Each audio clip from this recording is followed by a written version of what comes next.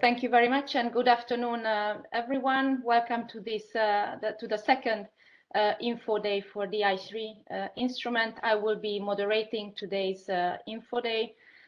For you, I am the Deputy Head of Unit of the Unit Smart and Sustainable Growth in DG Regio, Regional Policy and Urban Policy, and we are responsible for the policy design of this very interesting instrument.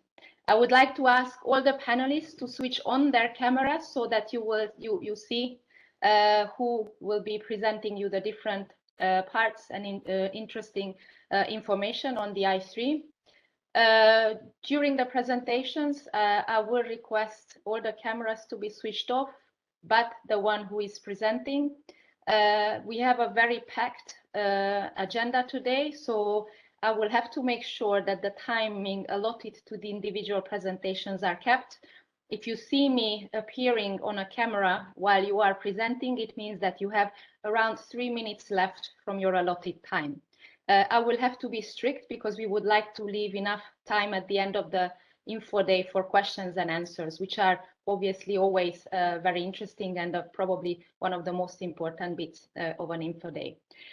So with this, I would like to give the floor to Birgit Weider. She's the head of department at EISMEA in order to give her introductory remarks.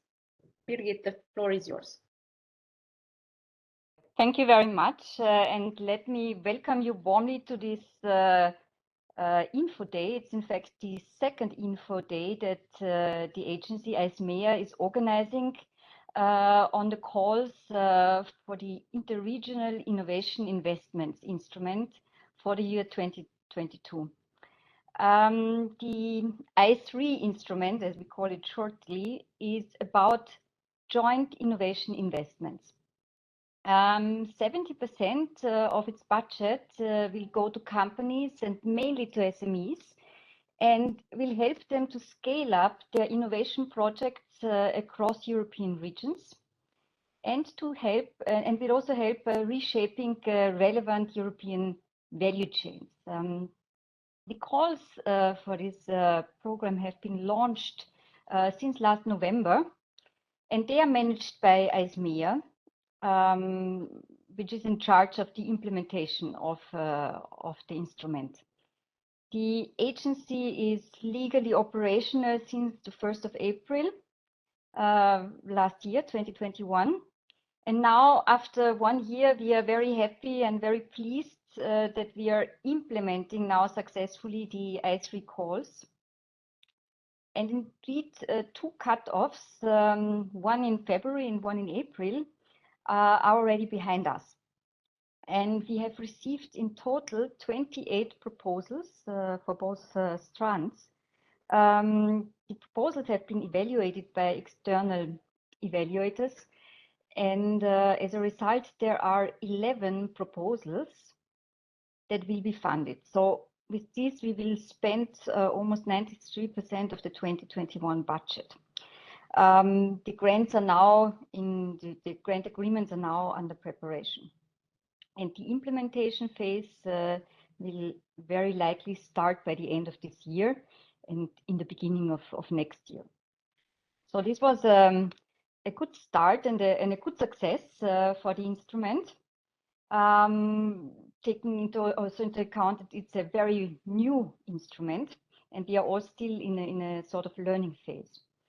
What I would also like to point out is that both strands have seen up to now a quite balanced participation of more developed regions and of, let's say, 70% of the awarded projects in Strand 1, and also of less developed regions, 70% in the awarded projects in Strand A2. So this is really a great achievement, and it demonstrates that those calls are indeed contributing to strengthening the complementarities between the different types of EU regions. So it is, however, important that we continue on this momentum, And we want to attract a high number of applicants, in particular from the less developed regions. Because their participation, of course, in the instrument is key to strengthen the cohesion dimension of the instrument and ultimately to contribute to closing the innovation divide that we are facing in Europe. So EISMEA will prepare the evaluation of the October cutoff and also publish another text, a minor call text modification that aims to simplify the process. So having said this, we are looking forward to receiving excellent applications for the calls that we are presenting today. And as the next cutoff date is the 18th of October, it's quite some time to go. And I'm very confident that this info day will help you to prepare a good and to prepare very good proposals. So I wish you all a very informative and productive day today. Thank you. Thank you very much, Birgit. And let me now give the floor to Catherine Wendt, the head of unit responsible also for the I3 at DG Regio. Catherine, the floor is yours. Thank you very much, Monica. Thank you for the opportunity to be here today. Let me add the welcome on my side to this second Info Day. On our side in the European Commission, DG Regio, we're very happy to see the interest, the big interest that there is in the I3. As Birgit just mentioned, the first calls and submissions have been completed, and we have, of course, learned the lessons from that process. My colleagues in EISMEA have carefully put together the Info Day today, which we hope will really answer all of your questions and all of your needs and help you submit successful applications this coming autumn. Before we launch into the agenda of the day, let me recall some of the key points about I3 and the role of cohesion policy. Firstly, we always point out that the Interregional Innovation Investment Instrument, I3, is really part and parcel of the cohesion policy. It's financed by the European Regional Development Fund. Cohesion policy itself remains one of the most important instruments to finance innovation in the member states and regions. For many member states, cohesion policy is the biggest source of funding for innovation activities, research and development, and for building capacities to participate in global value chains. The second point I'd like to make is that the I3 instrument combines investment support in key European priorities like the green and digital transition with the strongest areas of innovation in each European region. And we can see a strong cohesion policy dimension of the I3 instrument in encouraging cooperation between more and less developed regions, in bringing together and supporting innovation actors, businesses, research, civil society, and public administration across the EU. Finally, on the role of smart specialization, the organizing principle of innovation investments under cohesion policy is the smart specialization strategy concept, which brings together actors at the local level to think about the future of innovation in the regions, building on the strength and capacities of the region itself. The I3 instrument was born of the need to create linkages between regions along value chains under the umbrella of smart specialization in order to accelerate the uptake of research results by the market, translating innovation into concrete products, services, and applications. The first wave of projects have already been selected, and we're looking forward to even more interregional investment ideas that the I3 instrument can support. And so I hope really that the information you will receive today will help you shape your proposals and make them into successful applications. I'd like to wish you a very rich and informative Info Day this afternoon. Thank you. Thank you, Catherine. Thank you, Birgit. So I think you set the tone and the mood for the Info Day. And with much further ado, I think we can jump into the remaining of the agenda. The next point will be on the agenda will be a bit of a policy context on where the I3 comes from. It will be very short, I promise, because I think the technical details will be more interesting for you. So let me start. You can please for the next slide. So as Catherine already mentioned, cohesion policy plays a key role in boosting innovation or innovation potential in Europe's regions. And over the period of 2021-2027, we expect an estimated of 56 billion euros to be spent on research and innovation from the European Regional and Development Fund only. In many regions, as was also mentioned, the ERDF fund is sometimes the biggest contributor to or support in this area. Smart specialization strategies have been the organizing principle for the support under cohesion policy since 2014 already. This is a bottom-up approach developed by the regions themselves. It is also a dynamic approach which needs to be updated on an ongoing basis depending on the emerging criticalities or priorities that we see. And its purpose is to identify the most promising areas that the region has or would like to focus on when it comes to innovation investments, and it is based on their particular assets and strengths. Next slide, please.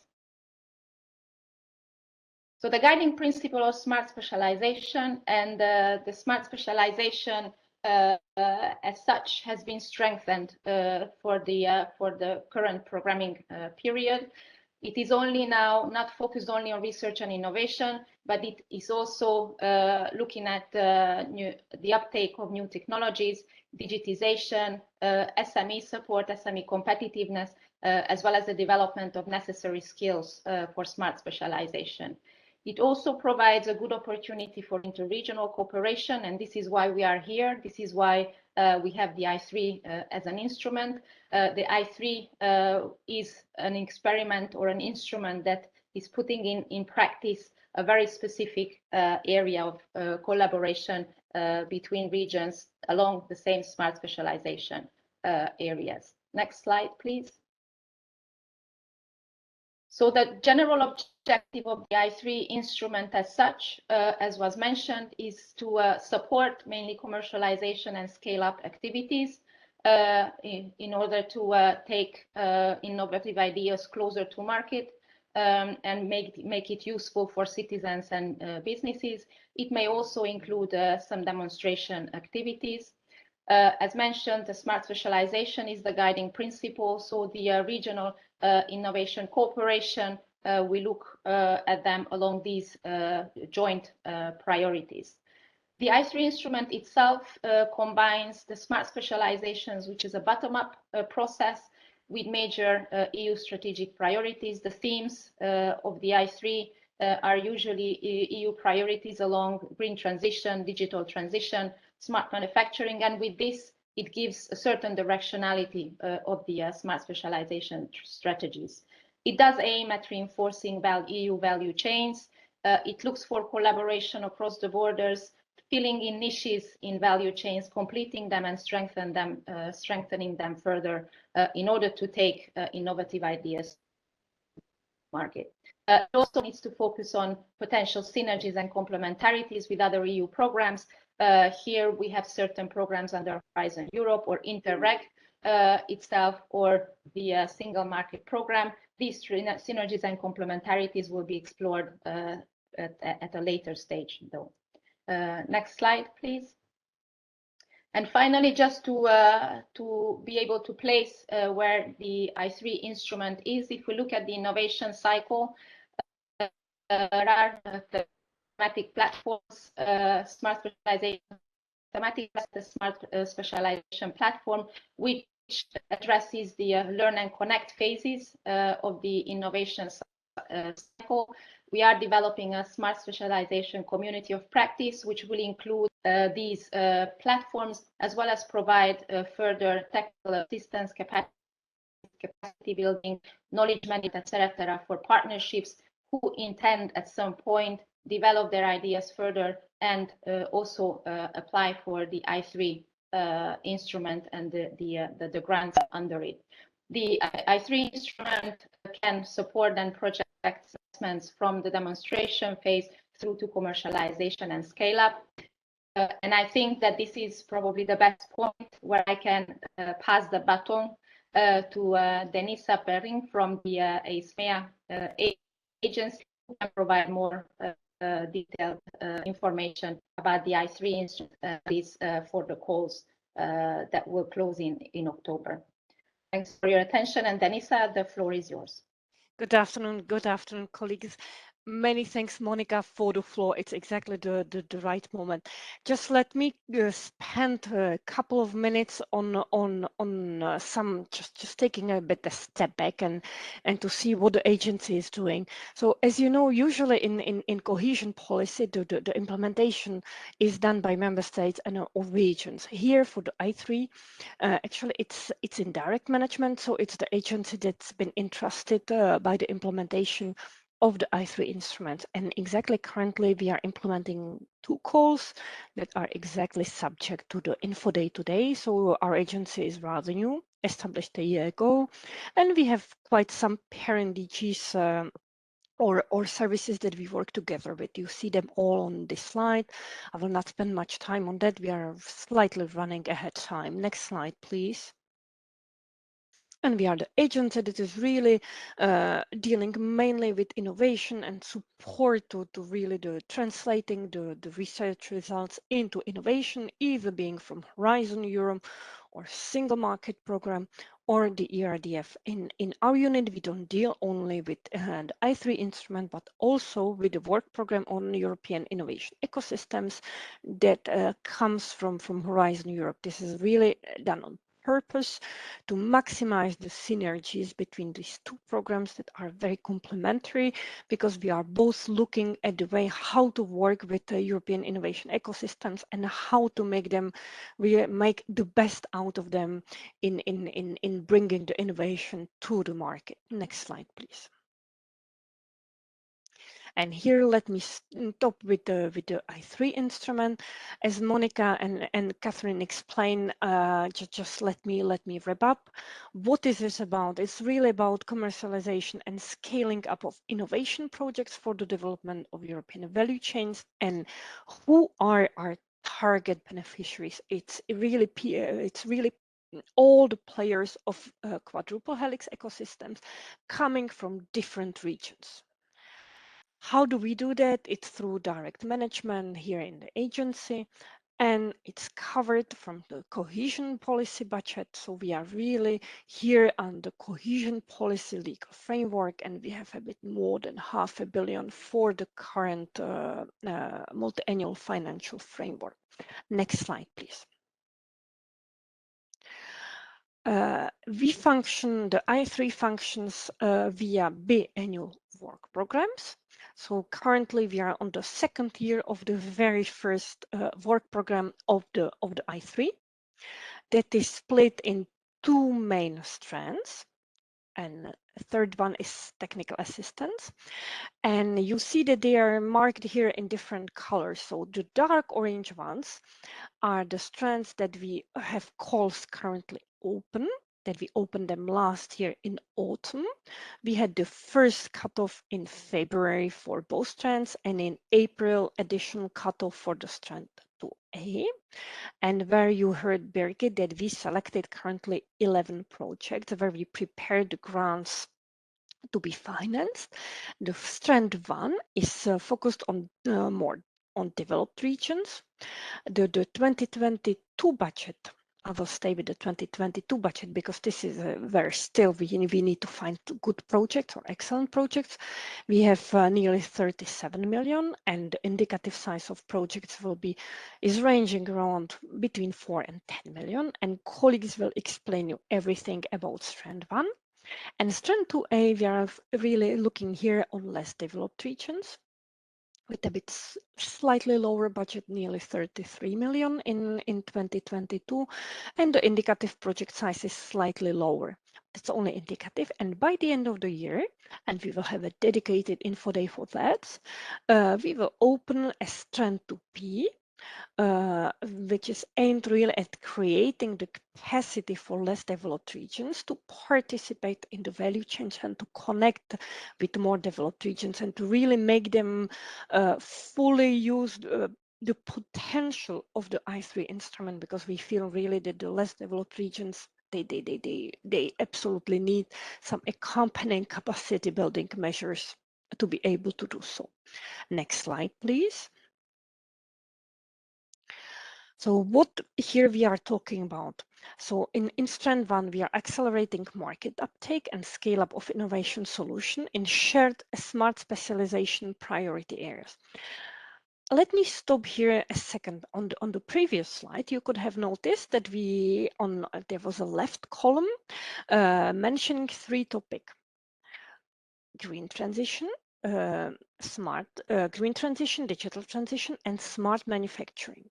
How this is linked with the smart specialization priority areas here, and this is the specificity of I3, of the I3 instrument, and Monica already tackled it in her introduction, is that here we are really combining the smart specialization priorities defined through the entrepreneurial discovery process at the level of regions, with the big priorities, with the Commission priorities, and like the twin transition, so the green digital transition and the smart manufacturing. And all the projects can be submitted only under the these 3 topics, and I will come back to that later. And the 3 topics, they are applicable for both strands. So in Strand 1, we accelerate market uptake and scale up innovative solutions, all in the shared smart specialization areas. We want to support major partnerships to develop, connect, and make complementary use of testing and demonstration facilities. And we finance implementation of portfolio of investment projects, because we believe that we need to have a portfolio of predefined or identified investment projects to reach the objectives of the instrument. And under the Strand 2A, the objective is to develop the capacity of regional innovation ecosystems in less developed regions to participate in European value chains. We want to support these regions in participation in investment partnerships with other regions, to develop value chains in those regions, and to improve investment readiness of less developed regions. Next slide, please.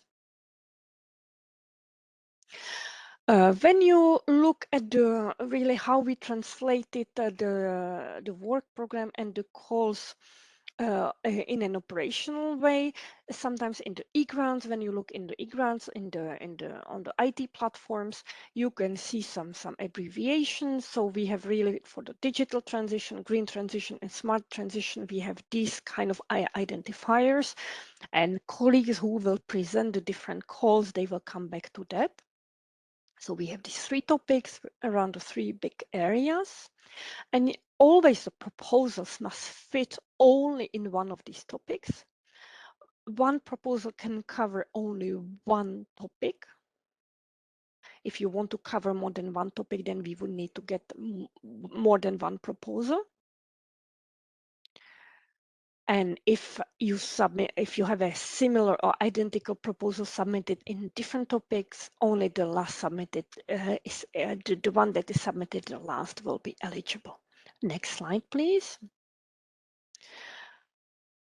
When setting up the instrument and when setting up the calls, in order to achieve the objectives of the calls, we are looking at several dimensions, and that's why we also want to gather quite some important key performance indicators and that are related mainly to cohesion and to the territorial dimension, because here we are still in the cohesion policy, which means that we are looking at the places where the projects are happening, and for us the places that they are the key determinants of the projects.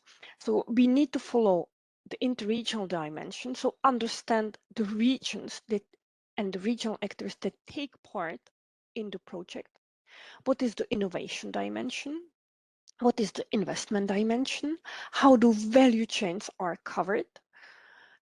gender balance, and of course the IPR, intellectual property rights, because in many projects we tackle and we address the IPR dimension.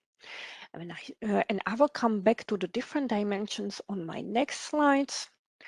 Please, thank you. So the interregional dimensions, you will see that in the different calls under the different strands, we have different requirements for the applicants. So how the consortia need to be composed, and colleagues will explain the concrete details. But what we want to do is really to have a multi-dimensional consortium. What do I mean by that?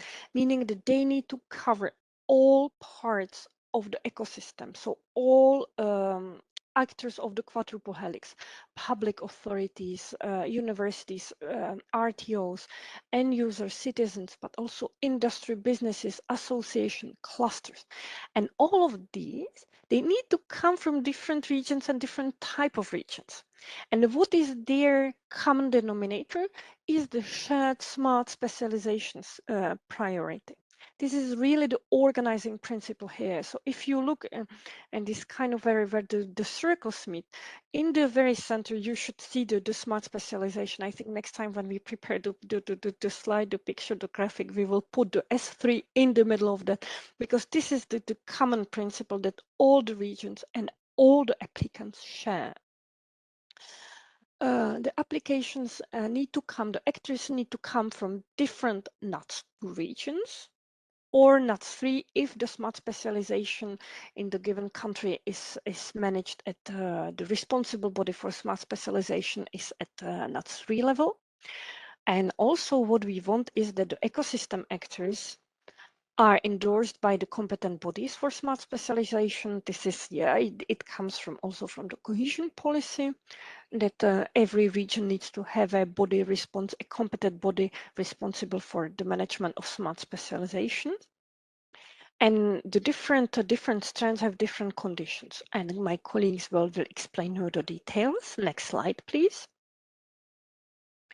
We also need to cover the value chain dimension, and this is extremely important here under the I3. For the I3, what is important is to properly define the value chain and to identify the actors, activities, and the strategic networking and the companies interconnected along the given value chain.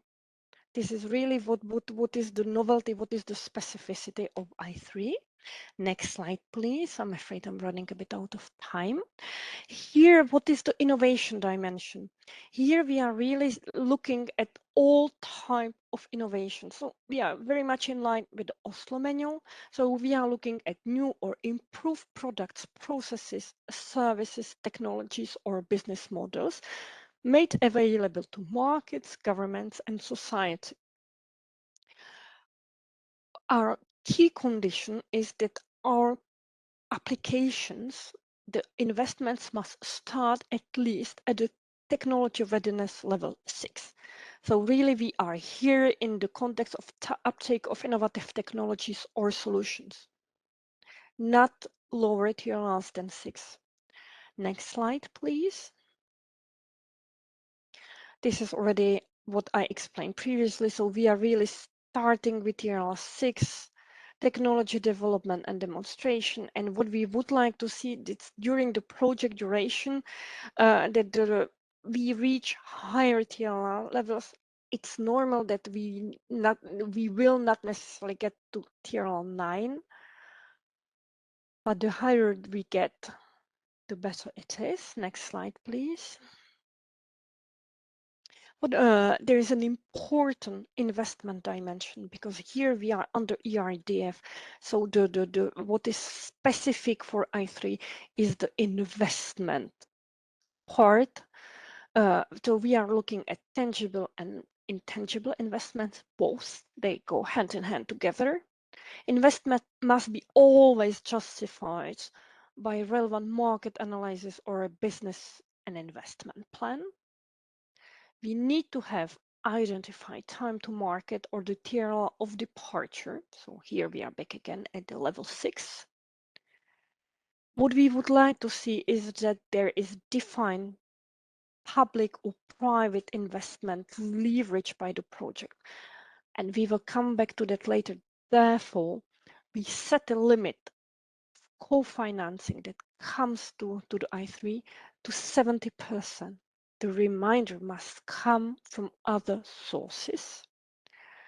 What we would like to see also is this kind of multi-level architecture of the investment project, so that we mobilize investments at all levels, portfolio balance across geographical regions. And here what we are also looking at, what will be the impact of the project on the regions? Because we are in ERDF, we are in relevance. The investment need to be relevant for the socio-economic or smart transformation of European regions. Next slide, please. Important is the IPR dimension. So we need to see how it will be dealt with the IPR protection, valorization, exploitation. It needs to be part of the business plan. Business plan usually shall include and contain an IPR strategy, certification, licensing, and so on. Ideally, we would like to see gender balance in the consortium managing the project, gender equality plans. Next slide, please. I see already Monica appearing on the screen, and I'm going towards the very end. Who are the very final beneficiaries of I3? Primarily, it's companies. We are looking at investment for companies and mainly SMEs. We can see large companies. Because they play a specific role. The specific role here is, in terms of innovation diffusion towards the SMEs, and the intermediaries, they play the role as of dynamic investment facilitators. So here really the regional actors, regional innovation ecosystem, they define the dynamics, but the final beneficiaries in I3 are always companies and SMEs. And this is extremely important to understand the design and the logic. And I think this is my last slide, and I will then stop here with that slide, unless there is one more. Many thanks for your attention, and I'm happy to give the floor to colleagues. First, to share with you a bit the results of the first cutoff, and then to explain you more details about the individual calls. Thank you. Thank you very much, Denisa, for your very timely and on-time presentation on the key elements of the I3. And now I would like to give the floor to Michael Bertz, who will, as announced already, present us the statistics and the outcomes of the 2021 calls. Go ahead, please. Yes, thank you very much, Monica. Good afternoon, ladies and gentlemen. Michael Bertz. I'm working in EISMEA in Denisa's team last year. Before we go into technical details regarding how to prepare the calls for the October cutoff, we would like to give you a very quick overview and a first impression in the variety and diversity of the proposals so far received and the proposals that have been evaluated for funding. So on this slide, just a few figures and data. Don't be confused. You see here number submitted proposals 16 plus 7. This is not as Birgit 10 minutes ago mentioned. She mentioned 28. The reason is that we had an additional cutoff for the Strand 2A, and we already finalized the evaluation last week. So the numbers, the figures of the additional cutoff 2A are not incorporated in this slide and in the following statistics. General figure about the success rate. Here you see 44 and 57, so more or less 50% of the submitted proposal have been evaluated for funding. For the successful projects, We have on average requested EU contribution raising from around 8 million to 2.6 million euro, depending on the strand, as you see here. On average, the total project costs range from 2.8 under 2A up to 11.4 under strand 1. The number of consortium members are, you see, between 1045, 9 and 22. That means on average under strand 1, 28 and on average under 2A, 14. The SME consortium partners are to be pointed out here, range from on average between 5 and 11. And last slide, the last figure, the projects using financial support of third parties. Here we have under strand 1, 4 out of 7, raising up to 10.5 million, and under strand 2, 1 out of 3 for €500,000. So let's jump to the next slide, please. So last info regarding the budget. So with the additional cutoff for strand 2A in February, we managed that we almost spent all the budget available for 21. This is important to know. Now let's jump more to the content. So far, we have one project that will be funded under the digital transition. This is a project for a sustainable EU value network with specific focus on consumer-facing digital health solutions for prevention, prediction, remote care in a post-COVID world. So very interesting, very up to date. It's a consortium that includes, for example, 4 developed, 3 transition and 3 less developed regions with 5 main objectives and including a voucher scheme for financial and advisory support for SMEs. On the slide you see as well, less highlighted, some keywords related to other proposals. This is just to show you the variety and important information. All these proposals received evaluation reports in order to feel invited if there's a reason to improve their proposal and to resubmit it under the next cutoff. This is an important information to keep in mind as well. Next slide, please. These are 3 projects under the green transition topic.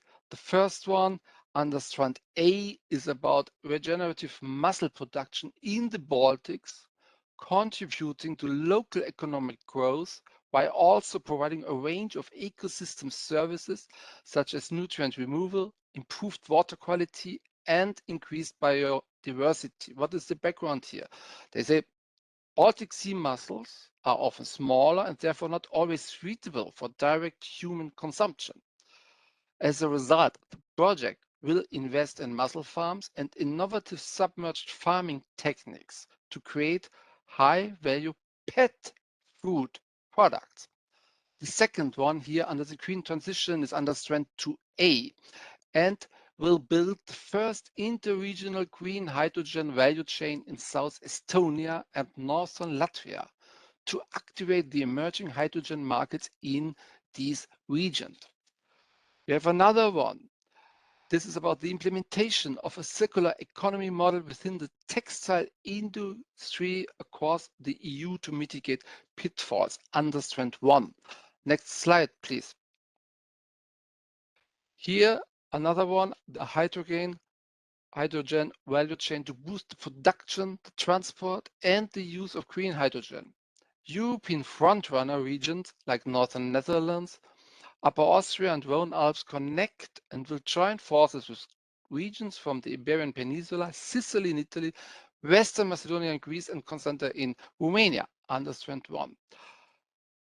Turning mining green, circular, and social by reducing the EU dependence on imports of critical raw materials and the negative raw material impact on the environment with 2 green pilots to recover rare earth minerals from iron mining waste and to extract strategic raw materials is a proposal under 2A. To scale up, pilot and bring to the market an innovative, holistic phytosanitary and plant protection system based on the use of unmanned aerial vehicles, new observational platforms, and new ready-to-use sensors is a project, again, under 2A. And the next slide, please. Here we have 3 projects under smart manufacturing. The first one is related to the optimization of production through additive manufacturing, 3D printing, in other words, and includes 4 packages of investment projects aiming to unlock investments in various areas. Another one regards a cross-sectorial, demand-driven circular economy solution to unlock the reuse of post-use composite materials in new high added value products. And the last one regards the food industry. It's a food processing industry, bringing to the market innovative high-tech farming digital solutions for food processing companies and contributing to the farm to fork strategy under Strand 1. So please, the next slide. Some more interesting numbers. You understand the difference, already explained quite well, between Strand 1 and Strand 2A. What does it mean for the consortium composition, etc.? You will hear later by my colleagues. But regarding the first proposals we received, just presented, you can see that Strand 1, not a surprise, that when I say here applicants, that means consortium members of the proposals that will be funded. So here we have under Strand 1, of course, more than 67% coming from more developed regions. You see, as far as regards the topic, we have the most proposals are submitted under the topic green transition and manufacturing. And applicants, of course, here you see that most of them are companies and SMEs. Next one, to see some figures for the Strand 2A on the next slide. Thank you very much. And here, as you already understood, the Strand 2A has is much more focusing on the active involvement of less developed regions or transition regions in the lead.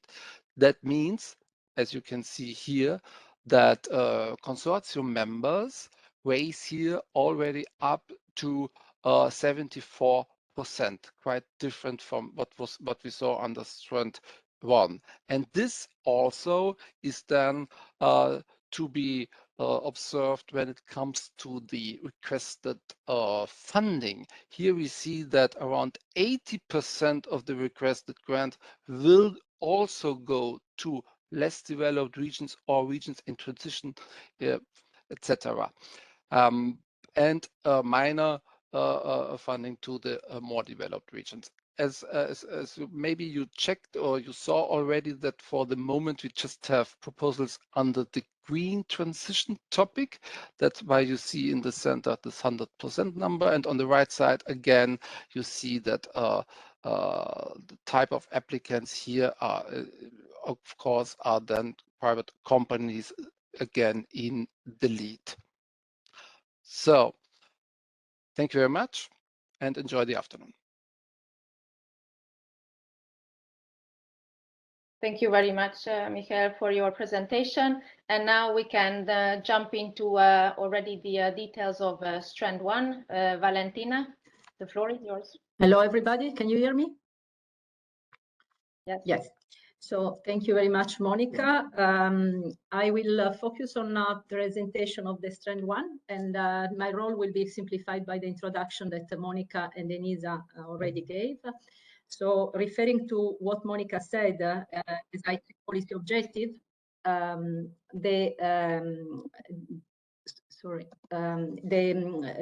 three policy objective is to strengthen innovation, cohesion, and resilience of EU regions.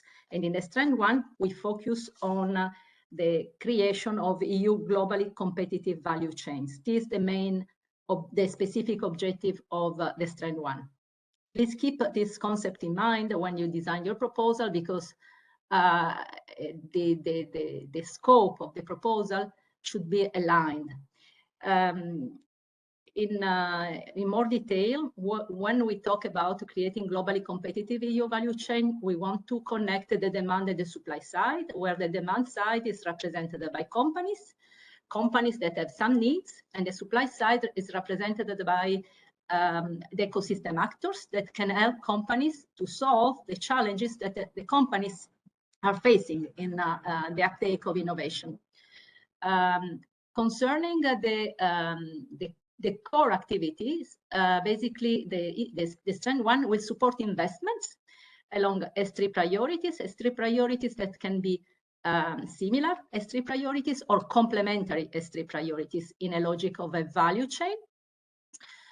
We want to mobilize interregional partnerships, partnerships that need to be aggregated, explaining how you put the regions together, why they, which specialization priorities they have in common, or which ones are complementary to reinforce those value chains.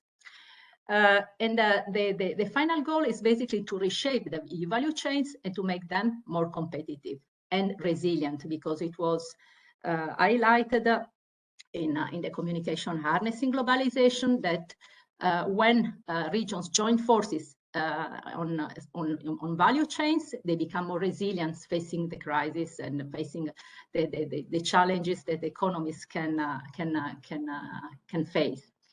The program, the Strand 1, is about accelerating innovation, and Denisa very well explained the innovation dimension, focusing on the uptake of research results and bringing them to the market. So basically, the idea is that I3 Strand 1 support the companies in all the demonstration activities that are needed to demonstrate the validity of certain solutions, certain technologies, and to bring them to the market. And at the same time, also addressing the barriers faced by innovators when they move to the market. And those barriers can be, for example, regulatory barriers, IPR issues, certification, etc. All those activities that are really needed to bring a solution to the market. Next slide, please. Concerning the budget and the average size of the program, we have for the 2022 a budget of 36.8 million euros, and we have the dimension, the indicative dimension of the grants is about 4 and 10 million euro. I underline indicative because depending on the value chains you identify, depending on the size of the consortium, depending on the project that you build, this amount can vary. So it's just an orientation, and based on this orientation, we estimated the number of projects to be funded around 4 or 5 projects per cutoff, with a funding rate of 70%. Next slide. In terms of eligible participant and countries, basically, we expect to finance consortia that are formed by legal entities, public or private, established in EU member states, including the outermost regions and overseas countries and territories, meaning the nine outermost regions like Azores, Canary Islands, French Guiana, Guadeloupe, Martinique, etc. And the overseas countries as well. And concerning the participation of third countries can participate, but they are not eligible for funding. Basically, we follow the Article 16 and 23 of Horizon Europe regulation. And according to those principles,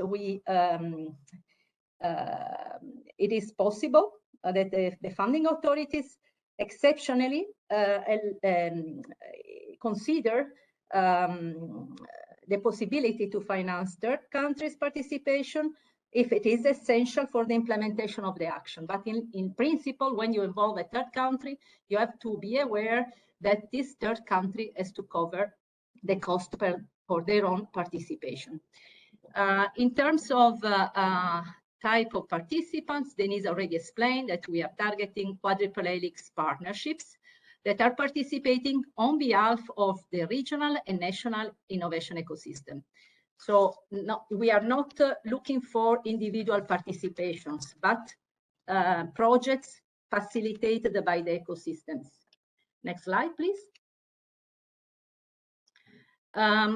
Concerning eligible consortia, the geographical composition should be at least minimum 5 partners. When for partners we mean ecosystems from 5 different regions and from 3 different eligible countries.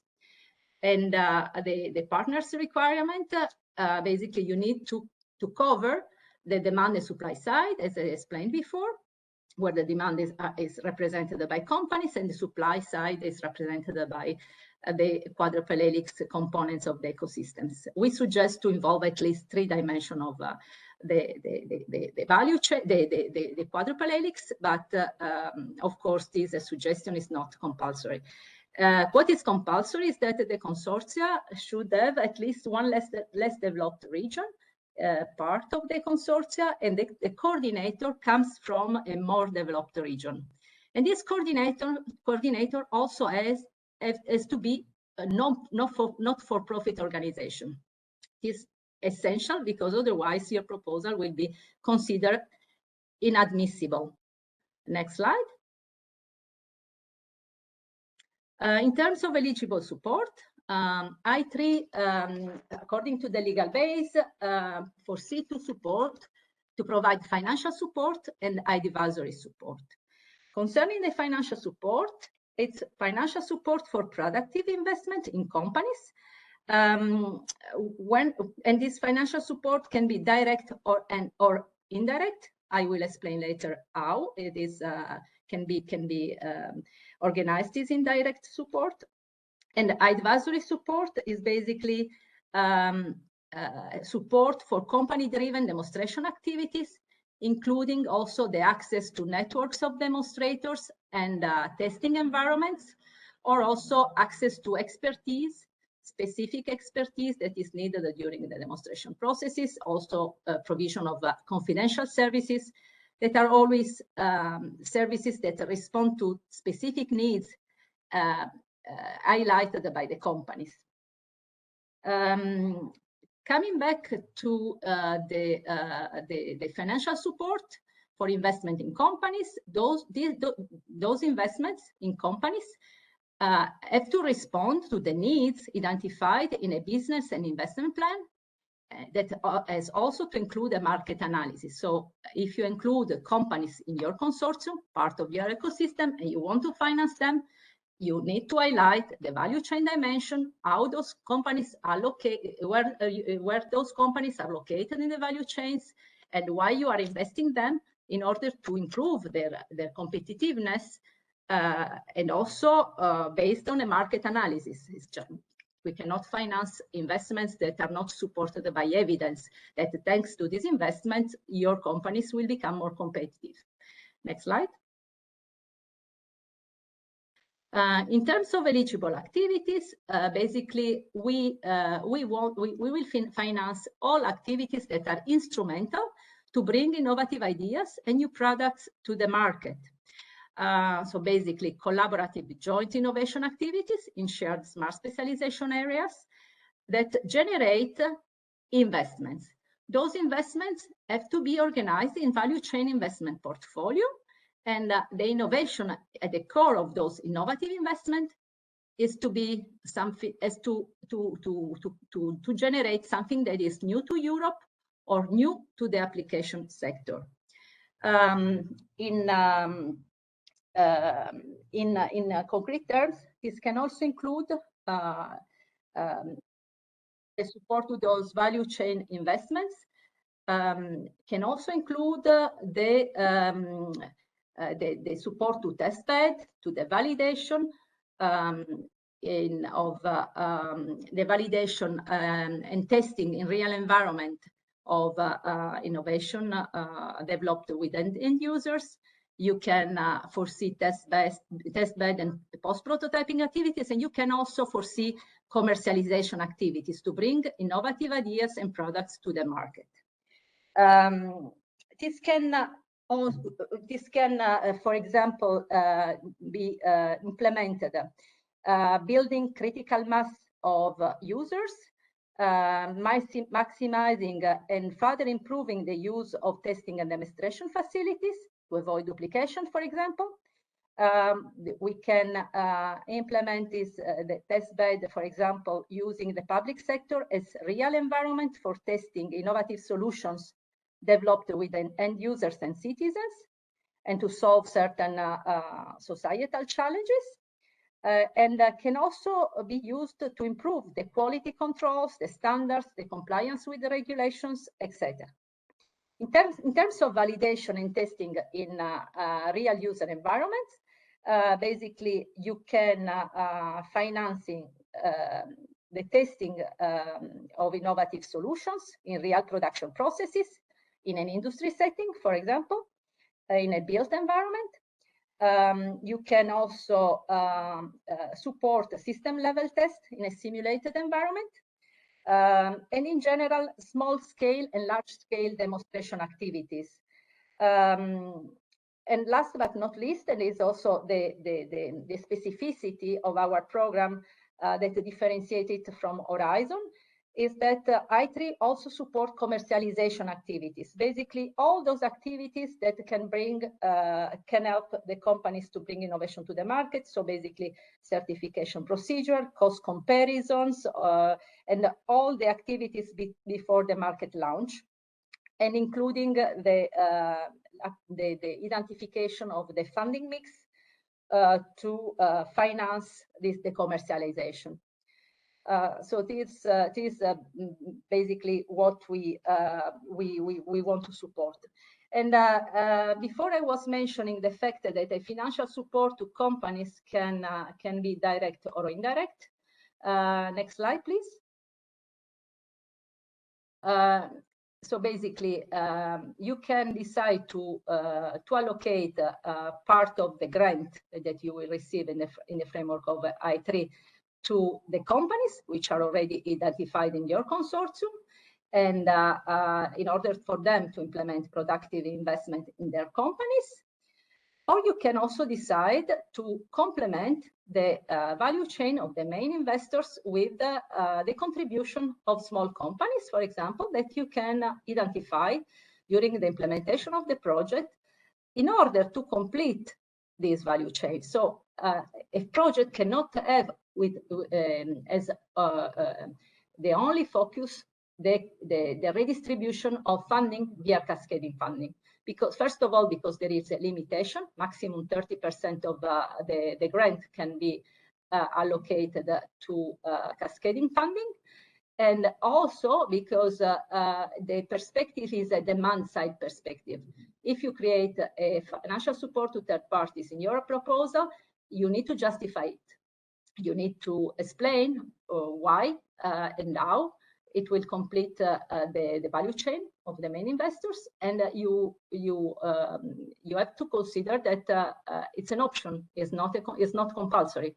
So for us, it is perfectly fine if you put the main investors identified in a given value chain in the consortium without using this funding cascading funding scheme. Next slide. In terms of indicative timeline for the second cutoff of the Strand 1, Denisa mentioned that we launched the call in November last year, and the next cutoff day is 18th of October. So the first step evaluation will take place between November and December 2022. In April, we will have the evaluation results, and in January, March, we will have the second step evaluation.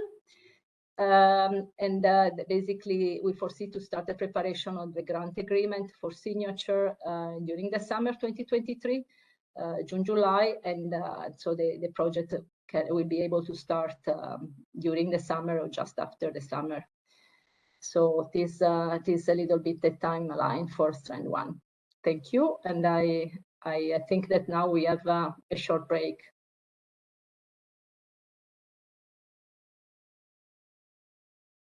Thank you very much, Valentina. So we've heard a presentation on Strand 1, and before the short break, we will still present Strand 2A to make a whole presentation of the two main strands, and then we will have a break afterwards. So Sylvie, the floor is yours. Thank you, Monica. Good afternoon, everyone. Indeed, I will dive you into the second call, which is called Strand 2A, which falls in the instrument I3, and I will start with the specific objectives of this call. The main objective is to create and to develop value chains in less developed regions. But before I see with you the 5 aspects of those objectives, I would like to explain in detail what are and who are those less developed regions. First of all, we are talking about the EU regions, so the EU 27 countries and regions. And in particular, who are the less developed regions are those ones that have a gross domestic product, which is less than 75% of the EU average GDP pro capita of the rest of the regions. When we speak about value chains in less developed regions, we also mean here the transition regions and the outermost regions. Who are and which are the transition regions that we mean here? Here we mean those regions that have a GDP pro capita, which is between 75% and 90% of the EU average GDP pro capita. And the outermost regions are exactly the 9 regions that Valentina mentioned before me that are under the countries Spain, France, and Portugal. So now I will go through the 5 aspects, which is helping ecosystems to overcome market failures and to create connection between all the different stakeholders of the ecosystems and between the different regions. The second one is to support the companies, the small and medium enterprise investments in shared smart specialization strategy priority areas.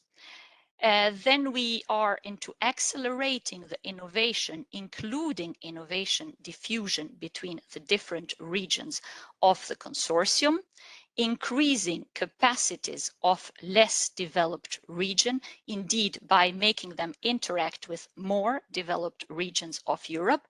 And the last one, but not the least, is to mobilize interregional partnerships and cooperation between less developed regions and more developed regions. So the more developed regions are, of course, those ones that have the GDP more than 75% of the EU average. Next slide, please. With this slide, I will present the budget and the average grant size. Here we talk indeed again about indicative grant amount and budget of the Strand 2A call.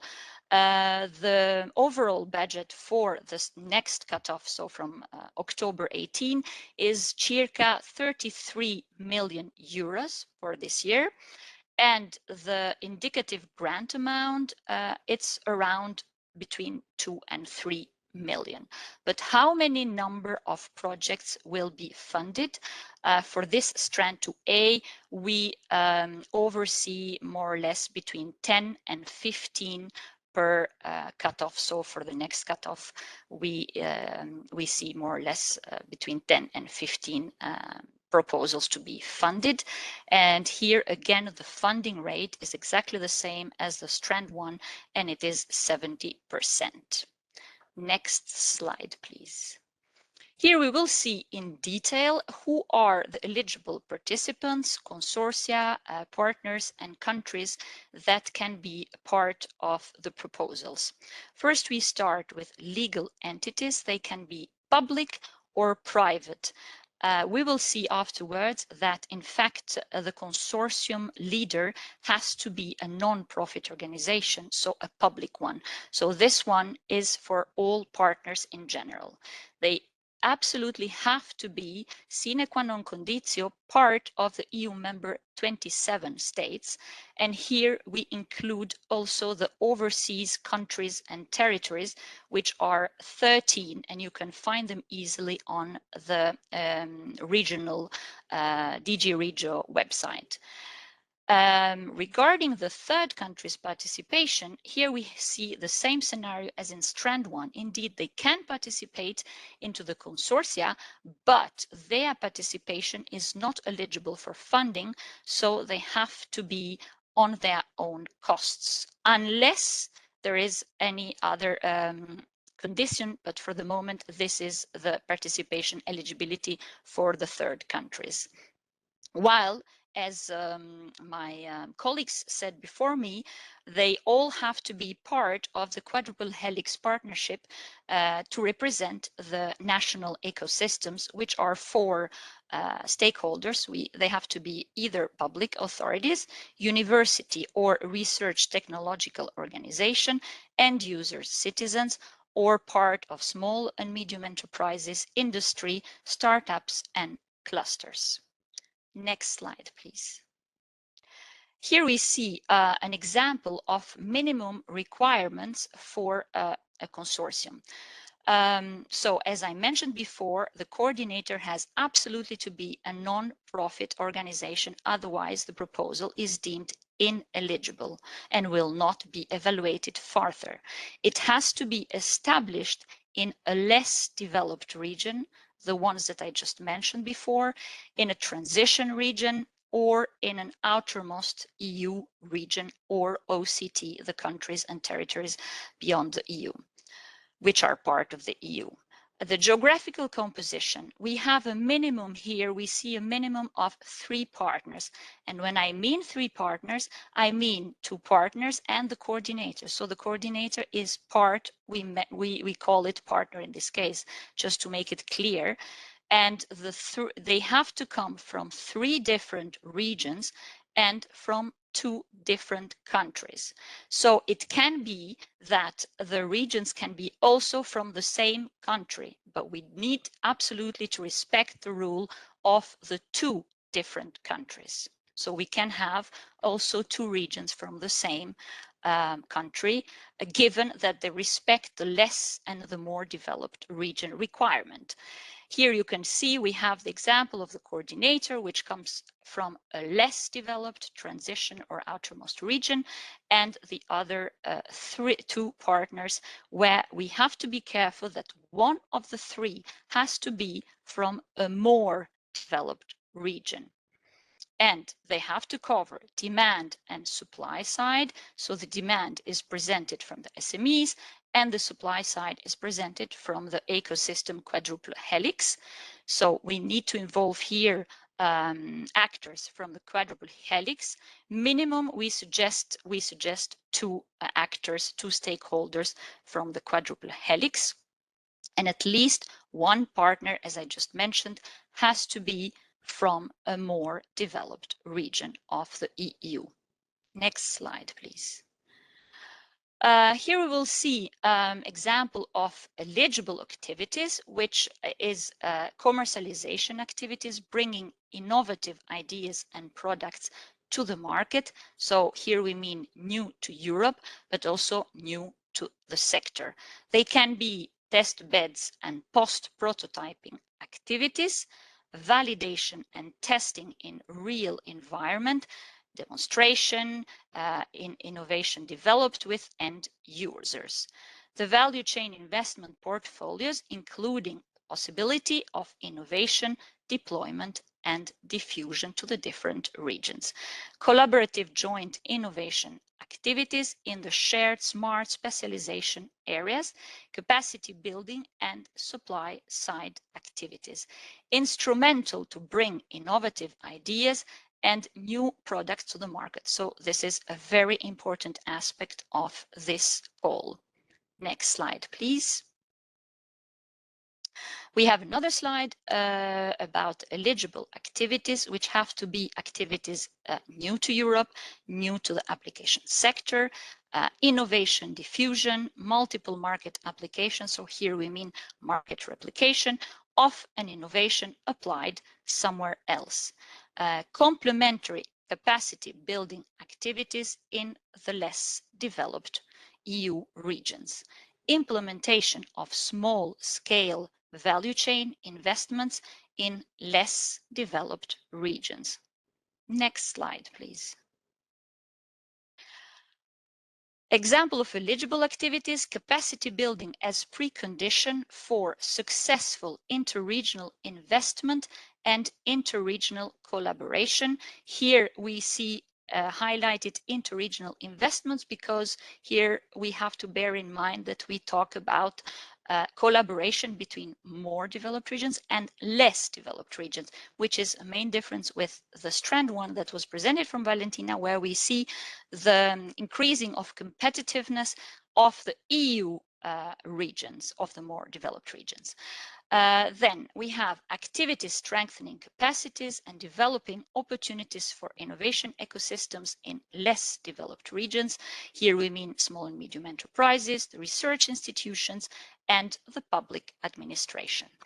Ecosystem innovation building, promoting collaboration inside and outside the region by matching business sector needs with research capacities across borders of the regions, positioning less developed regions in global value chain, creating condition for innovation diffusion, internationalization of regional and country value chains, integrating the local actors, in particular the small and medium enterprises, in the value chains multinational companies.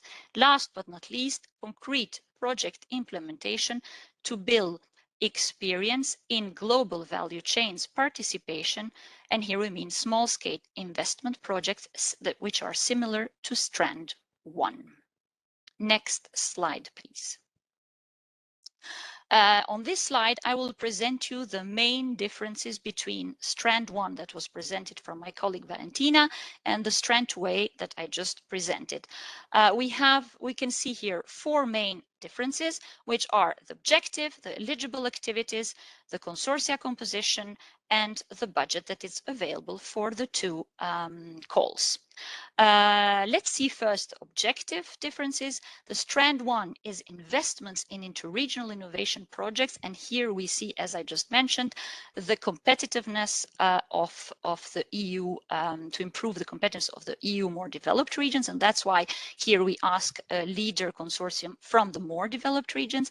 And if we see the Strand 2A, we see development of establishment and development of value chains in less developed regions.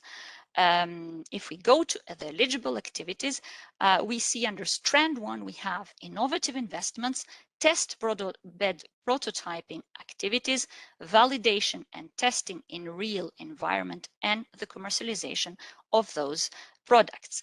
While in the Strand 2A, we see innovation diffusion, multiple market application, capacity building, demand, and supply side activities.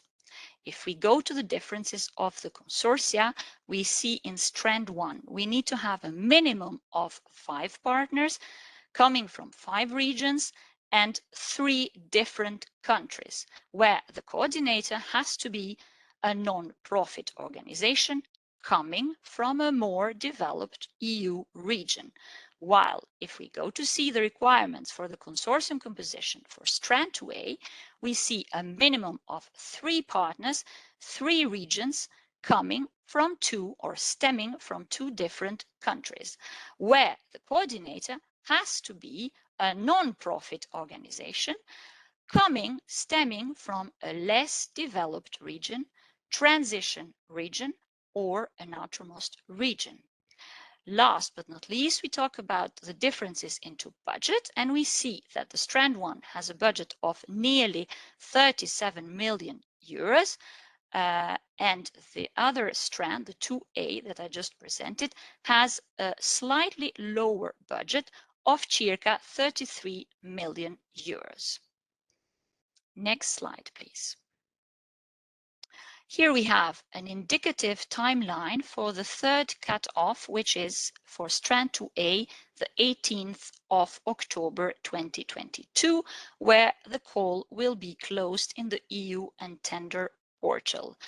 I will show you an indicative timeline, how everything will go. So the next step will be the first step evaluation of the proposals that have been received in the EU tender portal. And those proposals are evaluated from external experts that the agency contracts them for doing for carrying out the evaluation of the proposals that we have received. We do have the evaluation results indicatively by March 2023. The second step evaluation will be ready between January and March 2023. And we are supposed to sign the grant agreement by June 2023. The agency will be busy with the gap preparation, the grant agreement preparation between March and June, which will bring the consortia to sign indeed in June. And by July, again, indicative timeline, the projects will start their implementation of the activities. This was my last slide. I wish you a good afternoon, and I give the floor to Monica. Thank you very much, Sylvie. So we have heard now the subject matter of the two main strands, so Strand 1 and Strand 2A. As Anna has already announced, before we get into the financial elements, which may need a bit more fresh mental state, then we now will start with a 5 minutes break. I would suggest we make it 7.5 minutes, and then at 4 o'clock we meet again. So see you in about 7.5 minutes at 4 exactly.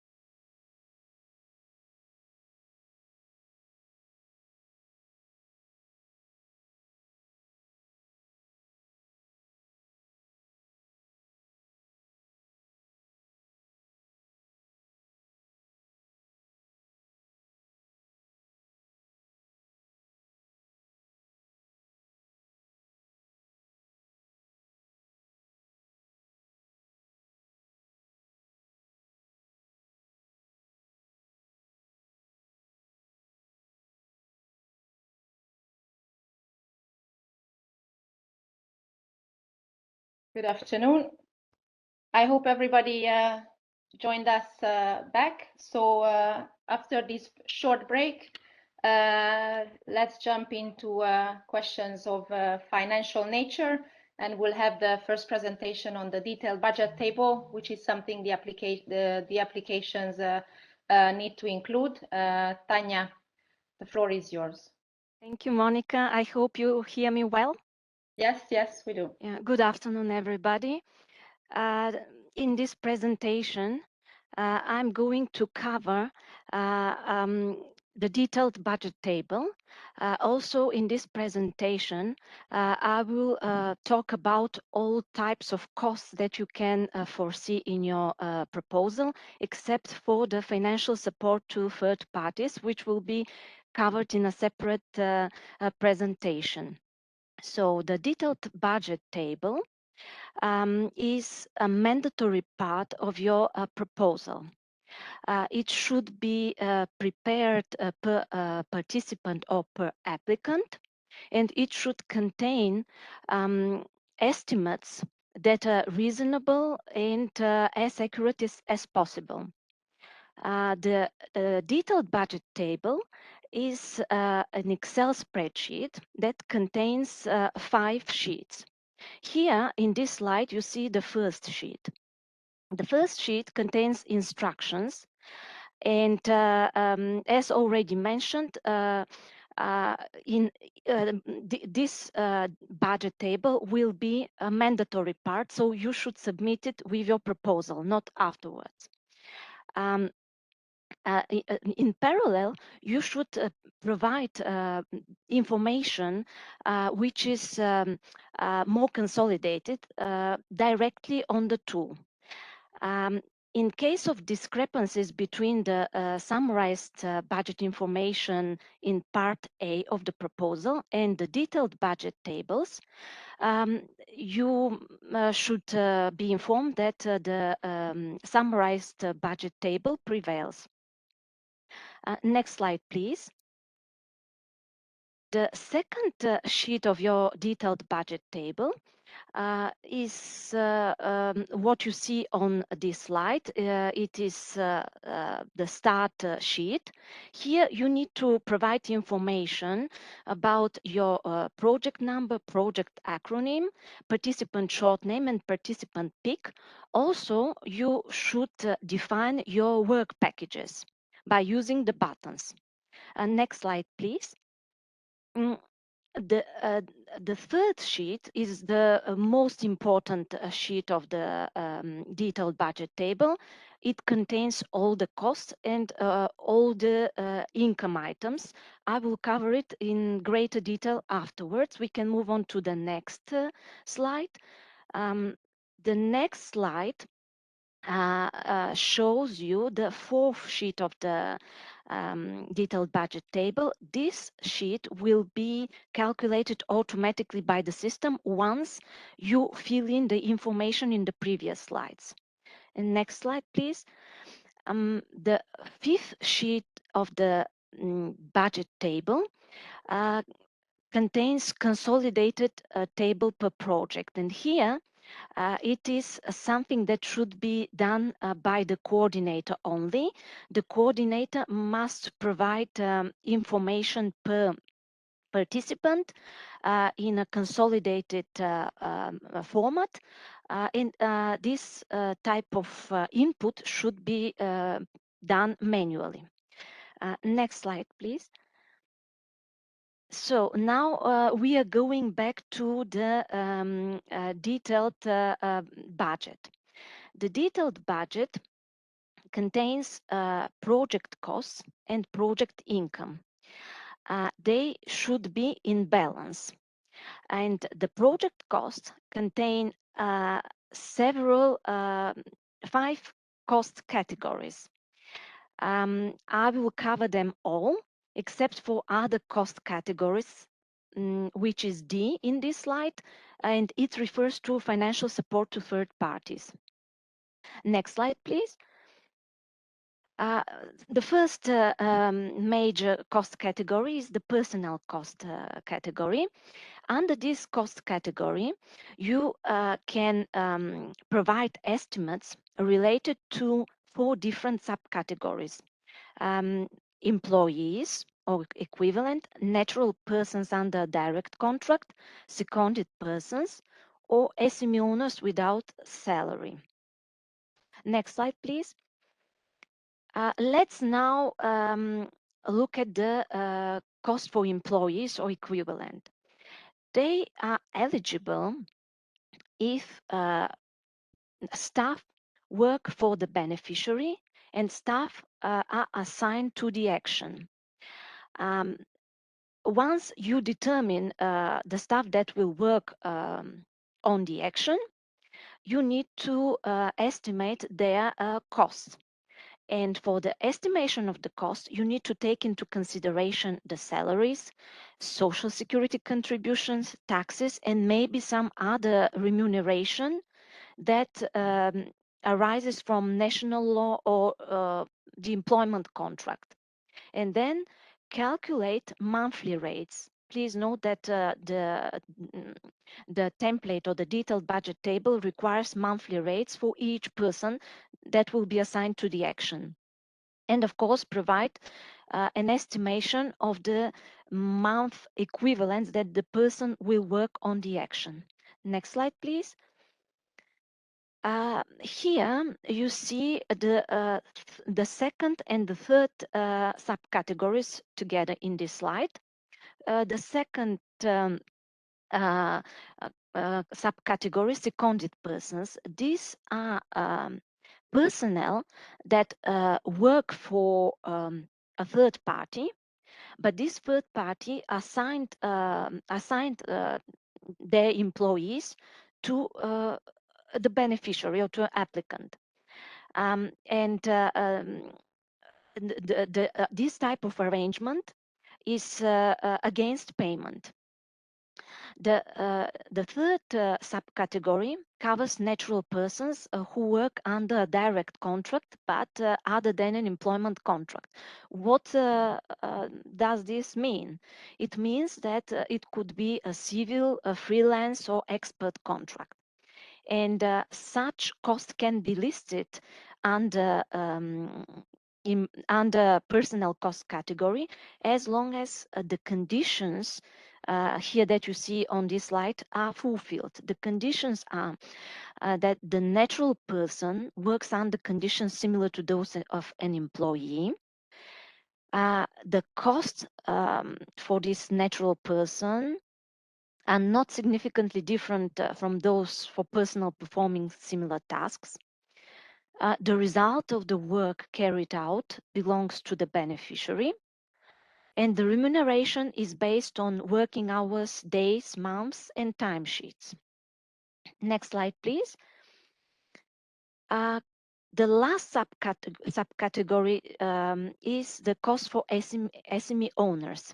In the detailed budget table, you will see also natural persons, but please keep in mind that natural persons are not eligible under this call. That's why this slide is dedicated to SME owners only. So what is meant by SME owners? In case of the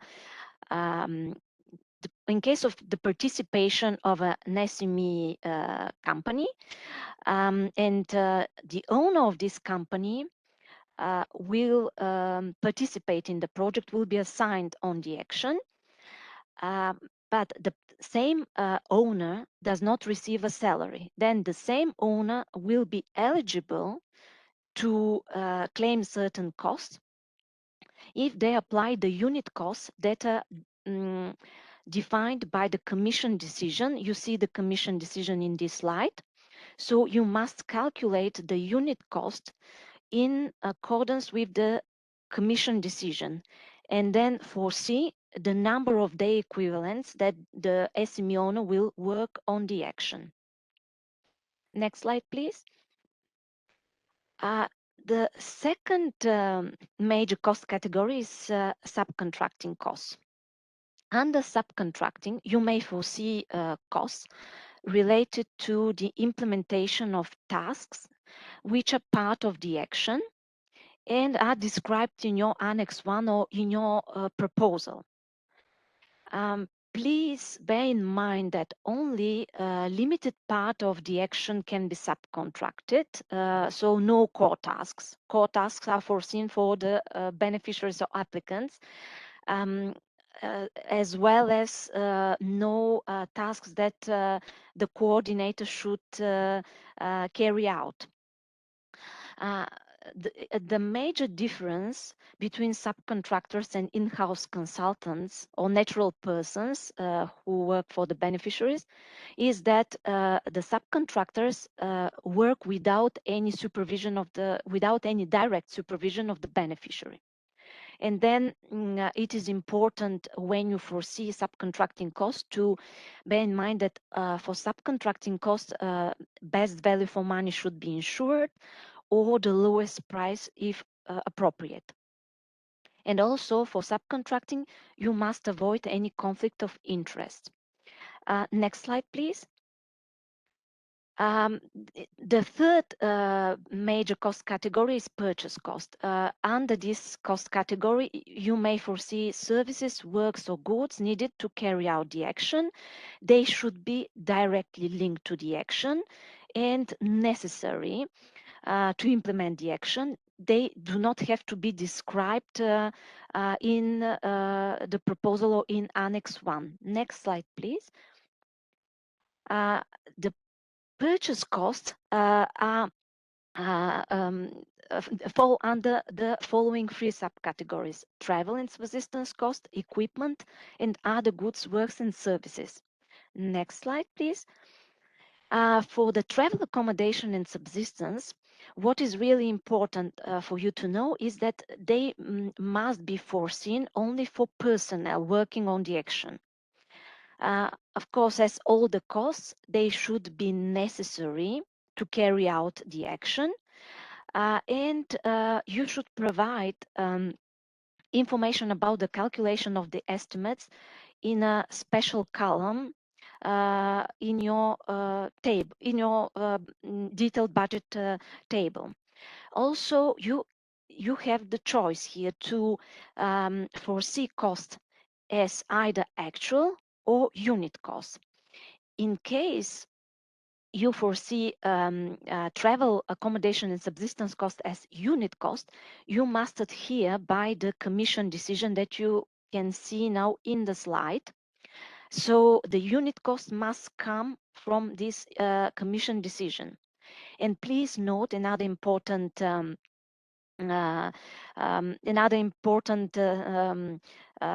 thing to highlight is that you need to apply different columns in case you use actual or unit cost. Next slide, please. Equipment. Equipment, if for the implementation of the action, you need to use equipment, you can foresee cost under this cost category. You must foresee depreciation costs, and it can be new or second-hand equipment. It could be rental or leasing. And here I would like to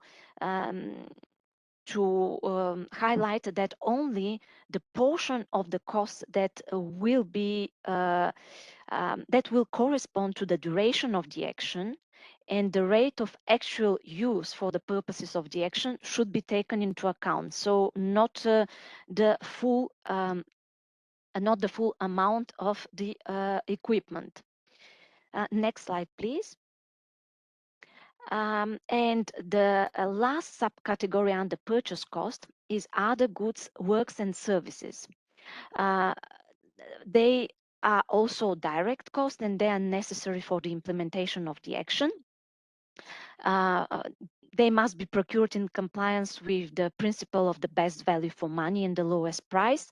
And some examples are catering costs, renting of a meeting room, printing of leaflets, translations, publications, and if necessary, if required, the costs for the certificates on the financial statement and the financial guarantees. Next slide, please. And the last cost category is indirect cost. Indirect cost is supposed to cover your overheads. These are costs that are not directly related to the action and cannot be claimed as direct costs. That's why we foresaw this indirect cost category, which is calculated automatically by the system as 7% of the eligible direct cost. It is supposed to cover stationary, rent of office, utilities, and other overheads. Next slide, please. Last but not least, in your detailed table, you have to fill in information about the project income. The project income contains three parts. The first part is EU contribution or the grant, which is 70% of the total project cost. Then the second part is foreseen for revenues and contributions by third parties in case you foresee them. So this could be income generated by the action, such as collected participant fees or collected income from sales of books and other income generated during your action, or financial contribution from third parties. In case you do not have these revenues and contributions by third parties, the system will automatically calculate the own resources or the own contribution of the beneficiary as the remaining 30% of the total project cost. So please pay attention that here the system, the table is designed to balance income with costs. So in case you provide revenues and contribution by third parties and they match your costs, own resources or own contribution of the beneficiary will not be required. In case there is nothing provided under revenues and contribution by third parties, the 30% will be calculated automatically under own resources. So that was all from my side. Next slide, please. I would like to thank you for your attention and wish you good luck in the preparation of your proposals. Thank you very much, Tanya, for this comprehensive presentation. A detailed budget table is called detailed for a reason. With that, we would like to then jump to the next topic, which is the financial support to third parties and how that scheme works. And with that, I would like to pass the floor to Milena. Thank you. Good afternoon, everyone. Thank you, Monica. Thank you for inviting me here today. My name is Milena Stoyanova. I'm working as a project advisor for the unit dedicated to EU and place-based innovation ecosystem at EISMEA. And today I'm happy to be here to share some knowledge, some ideas, and some examples about the financial support to third parties, which is one of the options that you can use in your proposals that you will prepare for the I3 instrument. First of all, let's try to define what is this financial support to third parties, or the so-called cascade funding. This is funding that is given by the grant beneficiaries to recipients that are not party to the grant agreement. As I said, we also call it cascade funding. From experience, we know that this is a very powerful mechanism to distribute public funding in a very efficient way. They're very simplified administrative procedures. There are less formalities compared to the formalities imposed by the EU calls. The time to grant to the recipients of financial support to third parties is shorter than the one of the EU calls, and also we see from experience that there is less competition than for the direct funding. It is important to note that the actions may involve financial support to third parties only and when this is explicitly allowed in the work program and in the call. Next slide, please. Yeah, here I come to highlight that there is one article in the financial regulations applicable to the general budget of the Union and its rules of application, Article 204, that comes also to say and to define that there is no place for discretion by the beneficiaries if the work program provides possibility for financial support to third parties, then it can be used as an instrument. But if it doesn't, we cannot just invent it like that. And here in I3, good news. Next slide, please. The financial support to third parties in the I3 calls may be provided in the context of all topics of Strand 1 and Strand 2A. The call text refers to this financial support to third parties. For instance, it said that the project implemented under I3 instrument can be composed of a portfolio of sub-projects, and it gives us an example, the call text, that it can be done through distribution of funding by the consortium coordinator to the members of the consortium, or in a form of financial support to third parties. Later on in the call text, we also see that the calls are directly related to portfolio of individual sub-projects. The financial support to third parties is mentioned in many parts of the call, which means that you can use financial support to third parties, but here, very important, in I3, the financial support to third parties is just an option. You are not obliged to use it. It's not compulsory. Next slide, please.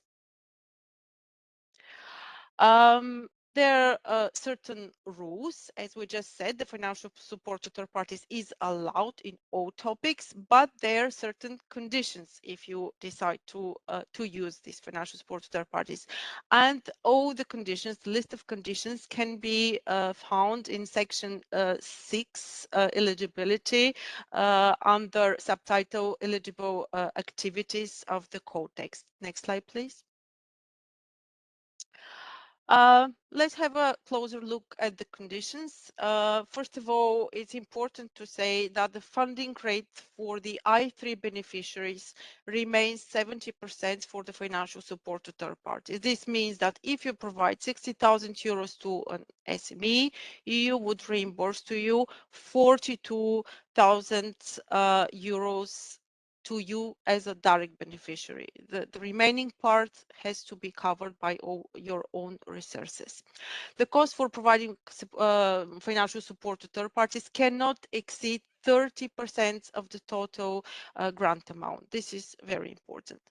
The maximum amount of financial support per third party may not exceed 60,000 euros unless a higher amount is required because the objective of the action would otherwise be impossible or overly difficult to be achieved. Here, please pay attention. We talk about financial support per third party. If you want to find a group of third parties, it's 60,000 euros per third party, meaning that if you want to fund, for instance, a sub-project for your portfolio that would be composed of 3 SMEs, it will be 60,000 euros per SME.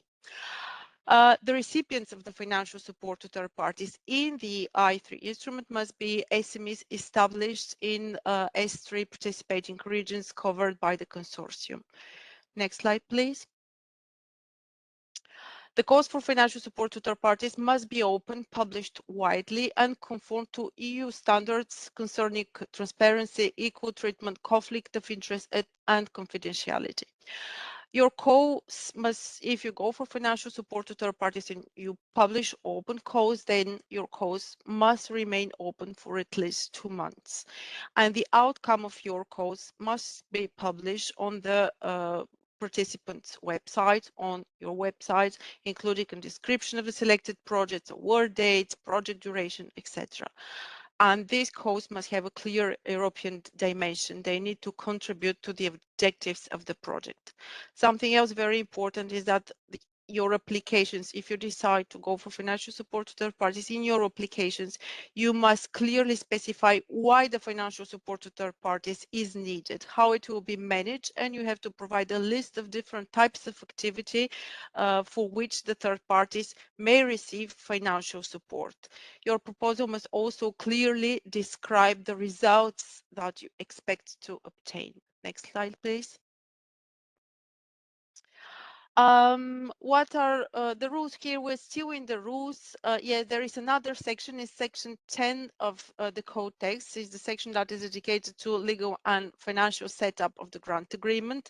That comes to specify that the cost for financial support to third parties in I3 is allowed for grants. Here again, we find the maximum of 60,000 euros per third party that has to be applied, unless a higher amount again is required, because otherwise you can't achieve the objective you want to achieve. But if you want to go for a higher amount than 60,000 euros, then you have to explicitly explain in your application why you need to give more than 60,000 euros per party.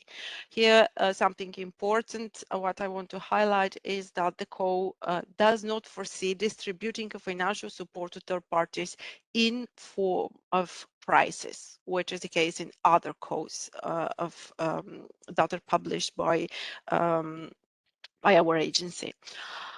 Next slide, please.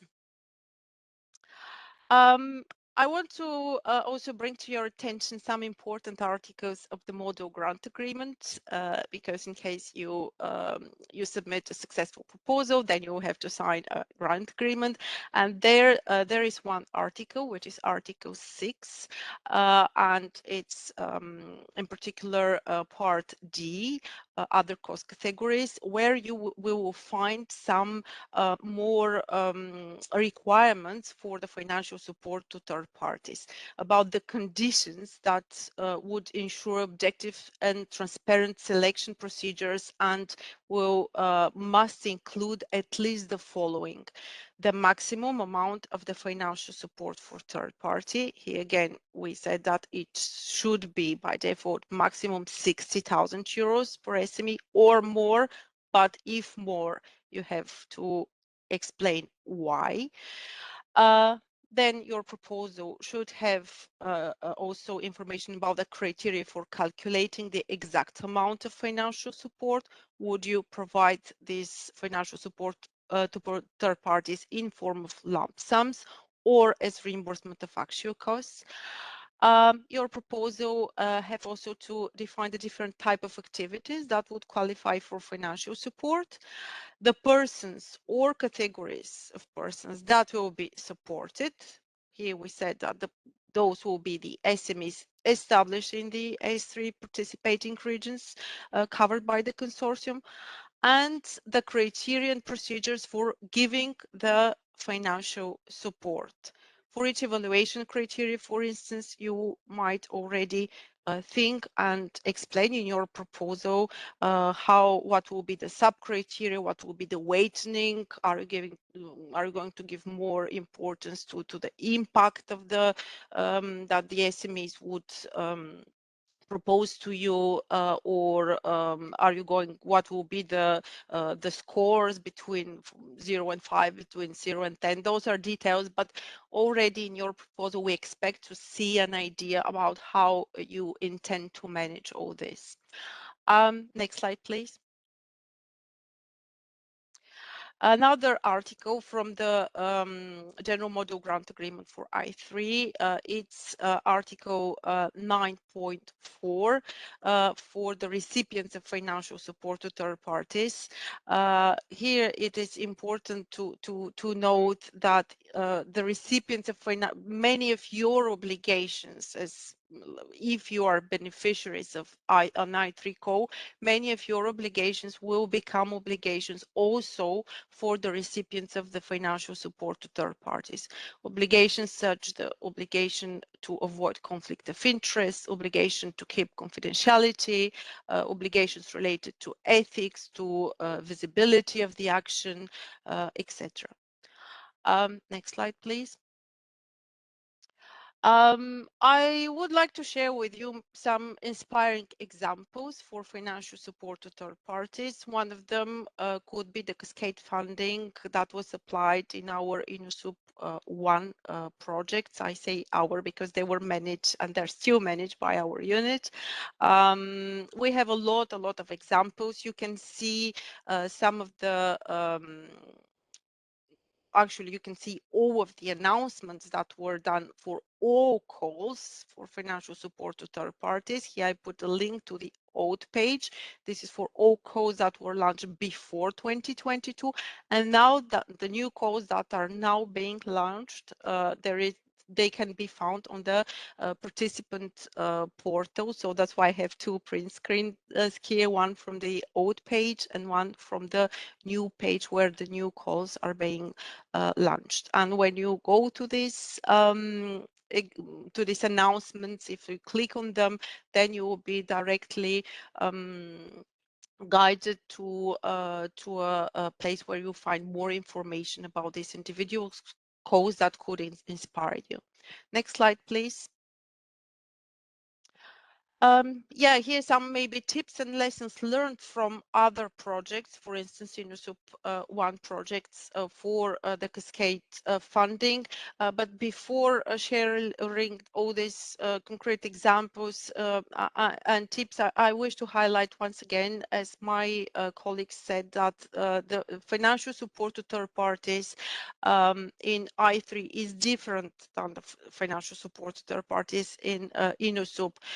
Why? Because in I3, the financial support to third parties comes to complete the value chain. The recipients, their identified element of the investment portfolio, well, the recipients as such, individual recipients, they're not, of course, defined. You have to open a call to follow the rules to select the right SMEs, but they have to be already what you want from them has to be already identified element of the value chain that you focus on in your proposals.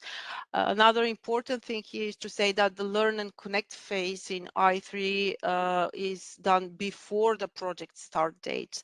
You will not distribute financial support to third parties. We do not expect you to distribute financial support to third parties under Strand 1 and Strand 2A of the I3 course to empower SMEs for learning and development activities. And I come back to the list of tips. So when drafting the proposals, you should be extremely clear with these mandatory elements that we have just enumerated earlier. If you doubt about distributing lump sums, or you want to maybe to reimburse actual costs, you do not know how to proceed.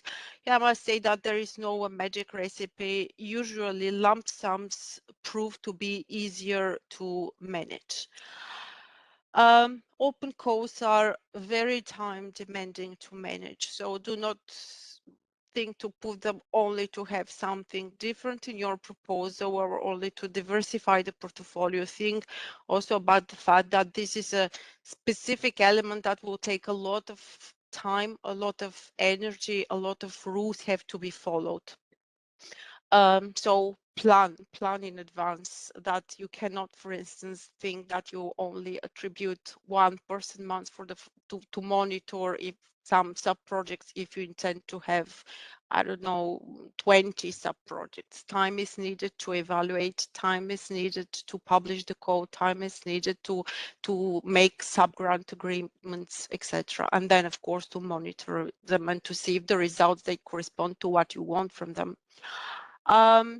try to simplify the administrative procedures. That's also the idea of the financial support to third parties, to make it as much simple as possible, of course, by following all these rules that we have just enumerated in the previous slides, but do not put like additional administrative burden for the SMEs. For them, as we know, they're already very busy and they have a lot to do. So the procedures you might wish to put in place should be as simple as possible.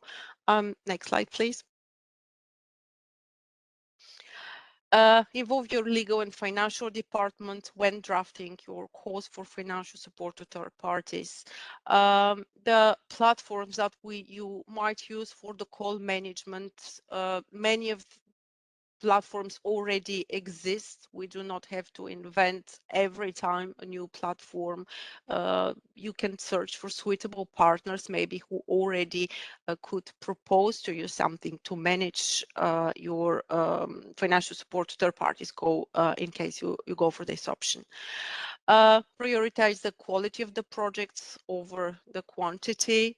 Avoid submission deadlines, of course, in summer, Christmas period, when designing your proposal. Think about that as well.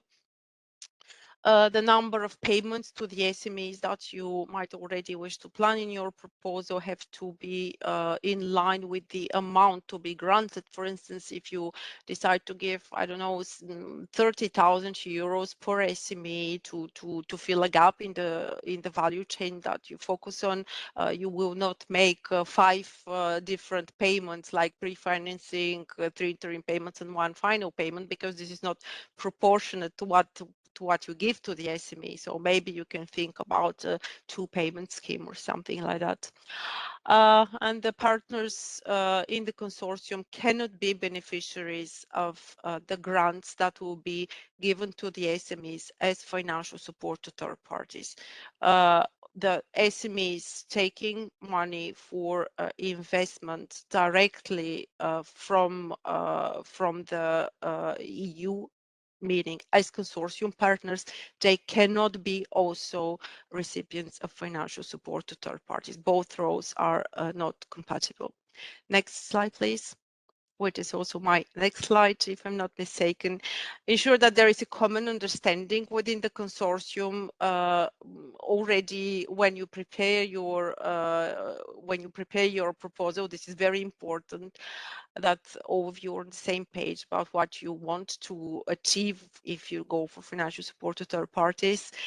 Think about the evaluation that you might need external experts, internal expert.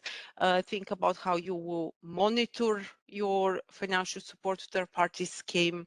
Are you going to put in place an Excel table or something more modern?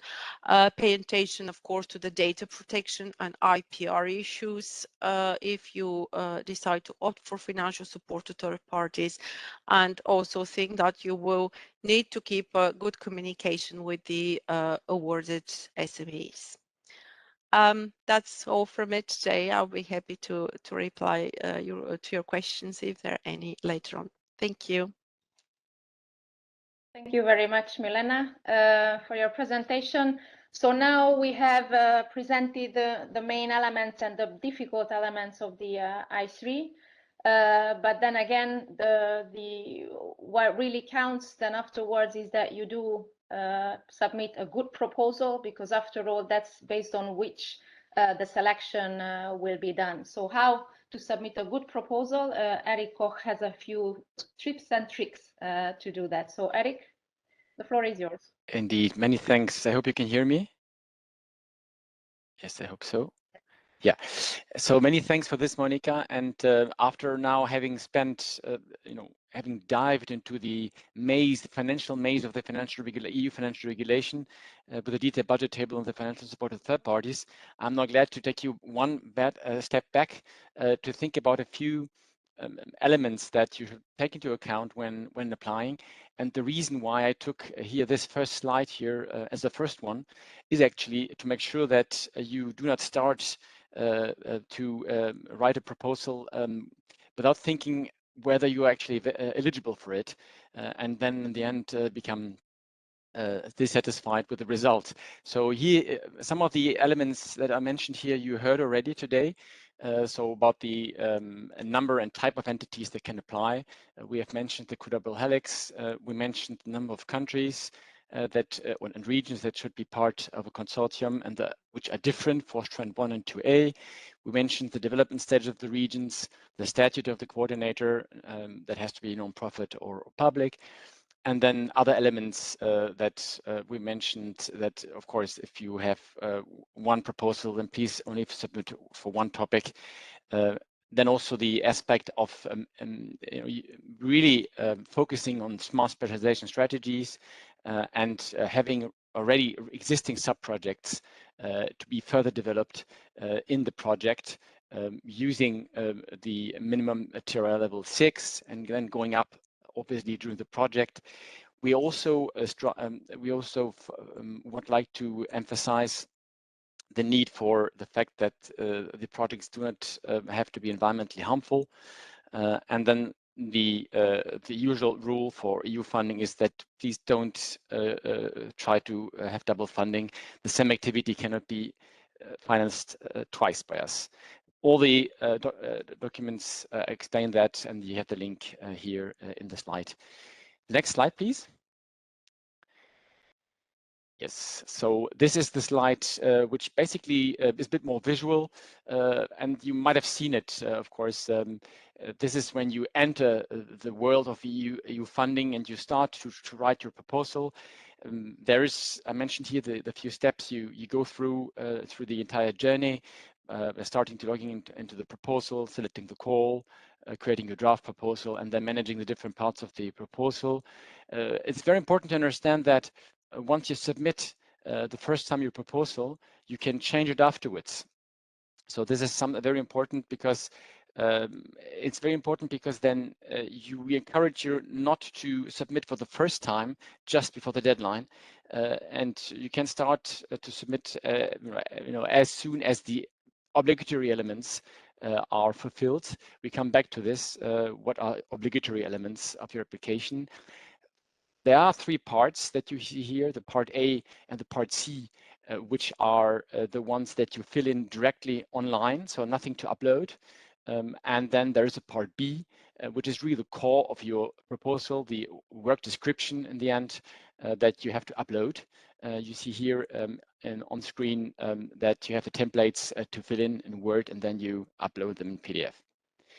Next slide, please. Yes, so here I wanted to show you a little bit how it looks on the first page of your application. You have the forms that have to be edited. Edit forms you see in the top left. These are the A forms. And then part C, which is particular to I3, the I3 instrument. Here you can then do the changes over there directly into the system. And there are some obligatory elements that you see here that are with a red bar.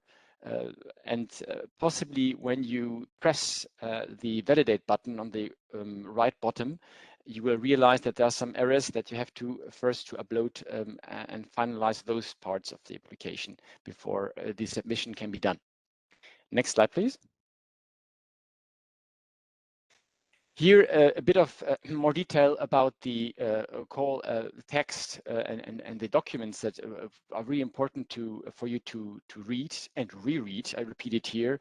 You have to be prepared really for this application. There is the I3 work program and the linked financing decision, of course, which is the basis for everything under I3. But then there's more specific documentation, obviously. You don't have to just repeat the call text, which is pretty short, the work program text, but really think about your specific contribution, especially if you think about the focus on less developed regions under Strand 2A. Also, please check out the region status here in this link. You can check whether your region is a transition or less developed region. Then there is the topic conditions and documents that you can have a look at. Please bear in mind that the topics are different. So we have digital, green, and manufacturing. So there are differences especially in terms of, for example, key performance indicators and what you would like to achieve, but also what kind of topics are covered by this or that topic. Other documents that are should be looked at, Milena mentioned it earlier on, the model grant agreement, and there's an annotated one, which is even more reader friendly because there are explanations for every article. Then what is important is really encourage you to have a look at the proposal template and the sub questions and criteria. They are the red thread for you because they are questions that you can directly answer. And these are the questions actually that the evaluators will, the external evaluators will also see. So if you respond to them very well, that is good for the evaluation. For the award criteria, it's very good, important to understand. I'll come back to that in a second. But there are differences in step 1 and step 2 for the award criteria. In terms of the process, also here we do something which is rather atypical. That for the moment we have one submission from you applicants, and then we have 2 steps for the evaluation. So that's basically 1 step for you, but 2 steps for us. Yeah, and would also like to emphasize here in terms of documents, the policy documents that you should have a look at as well, because that it puts everything into context and is very important to be able to write a very good proposal. Next step, next slide. Yes, so here, why did I put one part in orange? Well, I can tell you this is something that we would like to emphasize because it's based on the learnings we've seen under the proposals for the February cutoff and the April cutoff. Here we have, because I say here and on this slide that we encourage, of course, you to speak to former project owners under H2020 and the Single Market Program for sure. But please be aware that these can be false friends in a way that I3 is very particular in its objectives. We're looking here really for concrete investments into companies.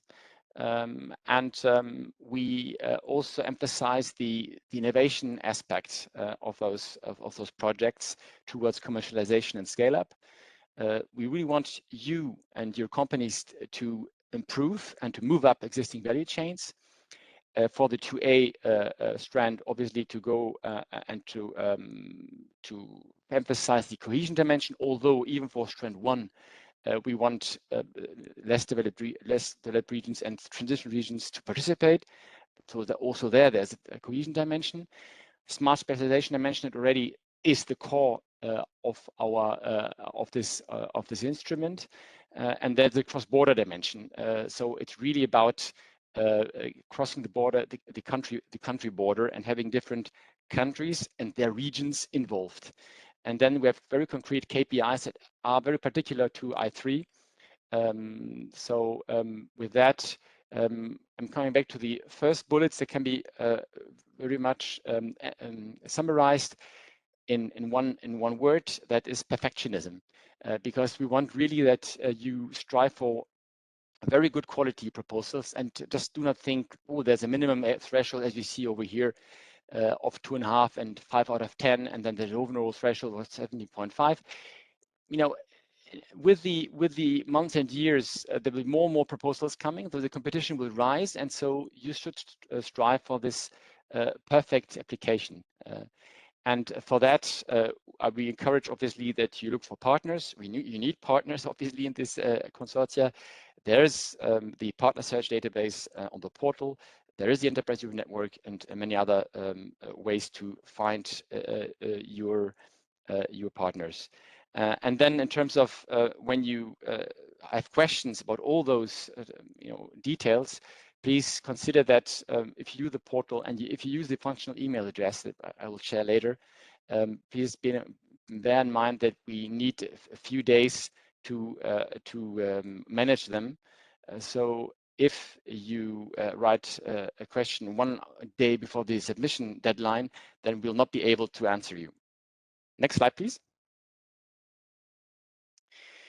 So here I want to say a few words about our very nice and very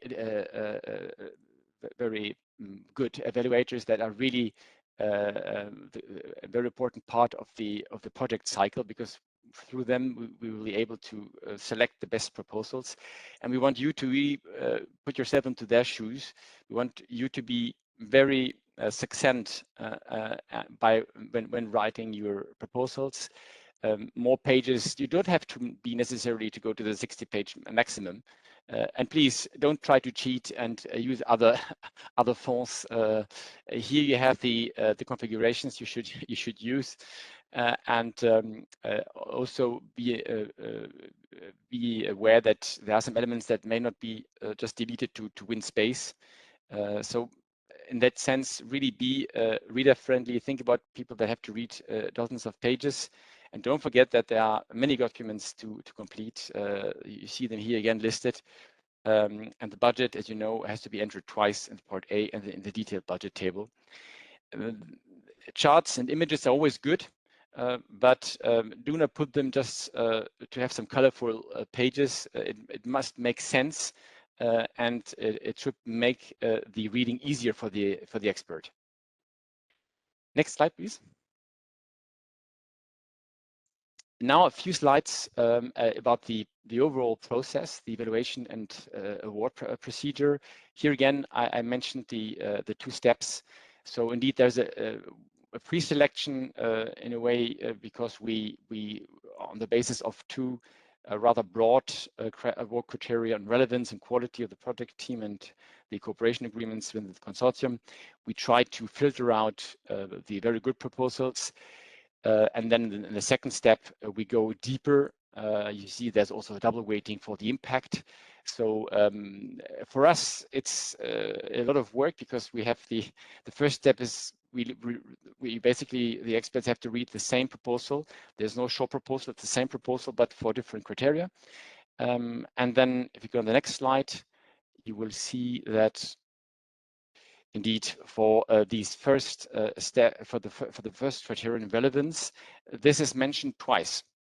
Will be judged in the step 1 on broader way, and then under step 2 a more deeper analysis in terms of the relation match with the work program topic, the correct needs analysis, and then of course the specific measurable agreed on relevant and time-bound objectives.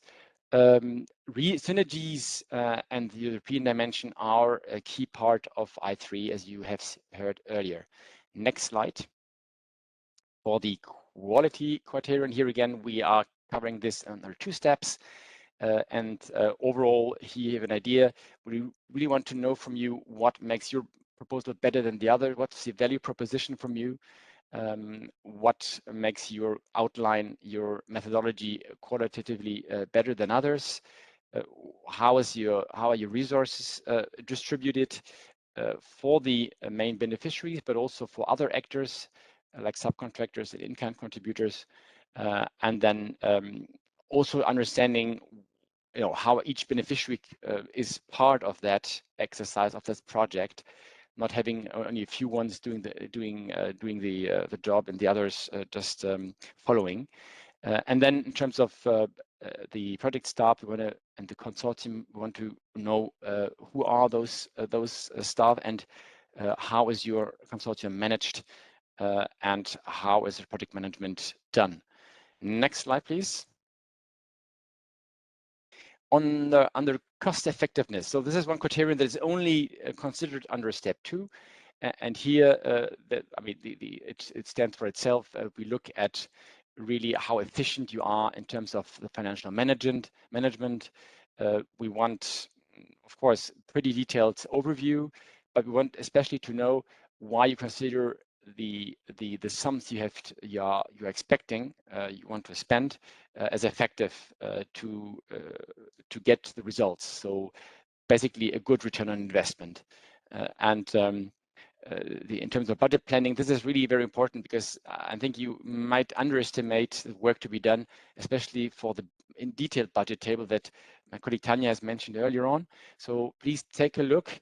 Look also here in this link for the guidance on staff costs. That's very much often a reason for financial errors. So have a look at that. Because of these details, we really very much emphasize that the need for a consortium agreement, that of course the European Commission is not intervening in. You are the holders of this consortium agreement, but it can make certain processes clearer and can avoid probably disputes later on. Next slide.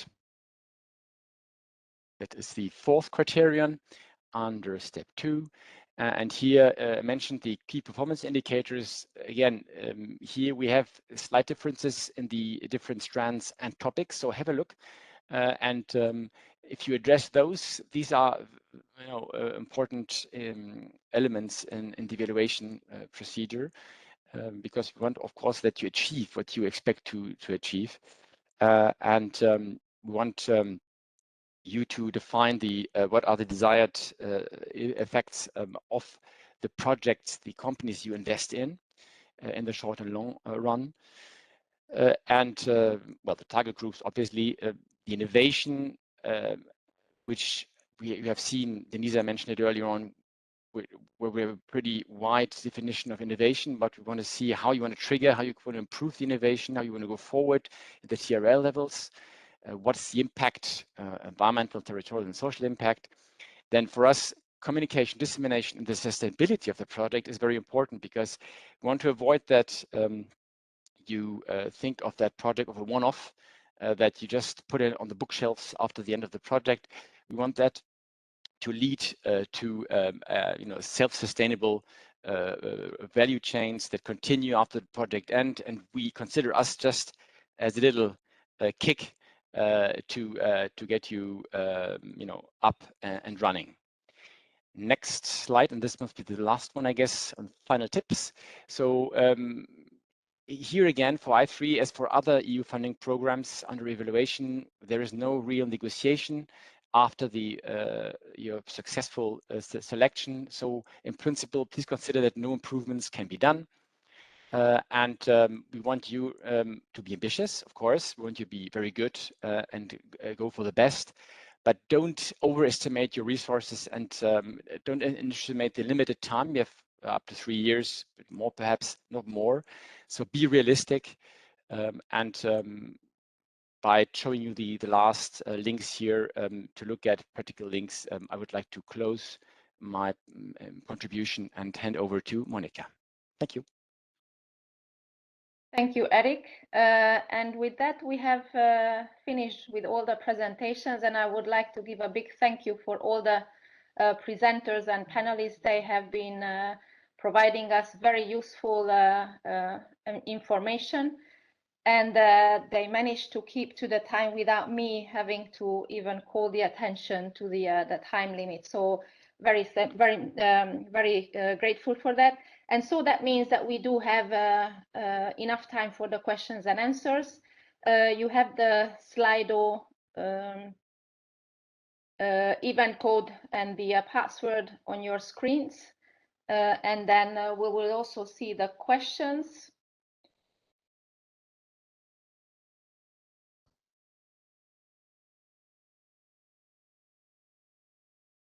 So let's see. Okay, now we can see the questions.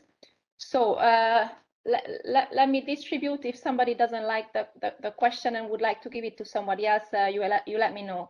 So first one, can the market analysis or investment plan be performed during the project, or it is a prerequisite? Valentina? Yes. So we said that the core investment have to be defined at proposal level. So based on that assumption, you should foresee a market analysis and an investment plan before applying. So it is to justify the relevance of your proposal. So when you involve companies, you have to foresee also that this analysis, market analysis, and business investment plan has already been developed. So it's part of the Learn and Connect phase. Very good. And maybe you can also take then the next question. Can you please explain what portfolio refers to?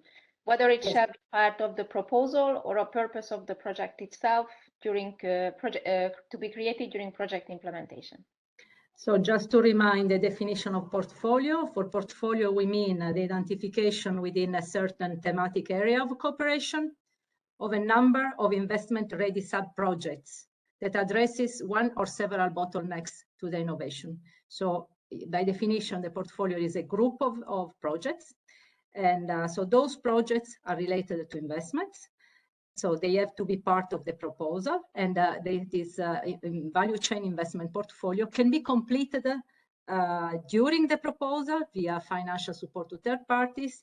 And this part of the project, the investment can be identified during the proposal, but at least the core investment must be part of the proposal since the beginning. Thank you. Then we have a relatively general question. So the target market of the technology. So what is the regional boundary in this call? And I think that is also both for Strand 1 and 2A. Valentina, can you take that up too? So when we talk about Strand 1, we are talking about global competitiveness. So the market should be, you should have in mind to have something that becomes global competitive. So the market should be a global market, not only EU market. For the Strand 2, it's mainly, it can also be just the European market, because the idea is to connect the value chain of less developed regions with the more developed ones in order to reinforce the European value chains. But there is a difference between Strand 1 and Strand 2 on this topic. Thank you, Valentina. Now, a financial related question. So has the remaining 30% of the costs, I think we refer here to the financial support to third parties. So can that cost be explicitly covered through the ERDF funds or with the support of relevant managing authorities? Tanya or Milena, would you like to take that question, please? Yes, I can take this question. 30%, if they're covered by other partners or third parties, they can come from any source. Of course, the applicants should be very careful here, because double funding should be avoided. So in case the third party contributes to the project, they should carefully evaluate the risk of double funding. But yes, it is a possibility.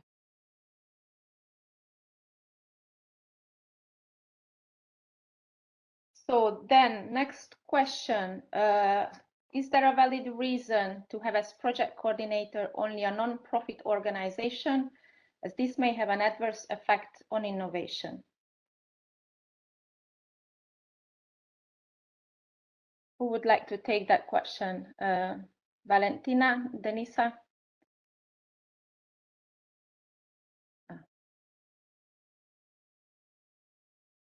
Denisa, are you taking the question?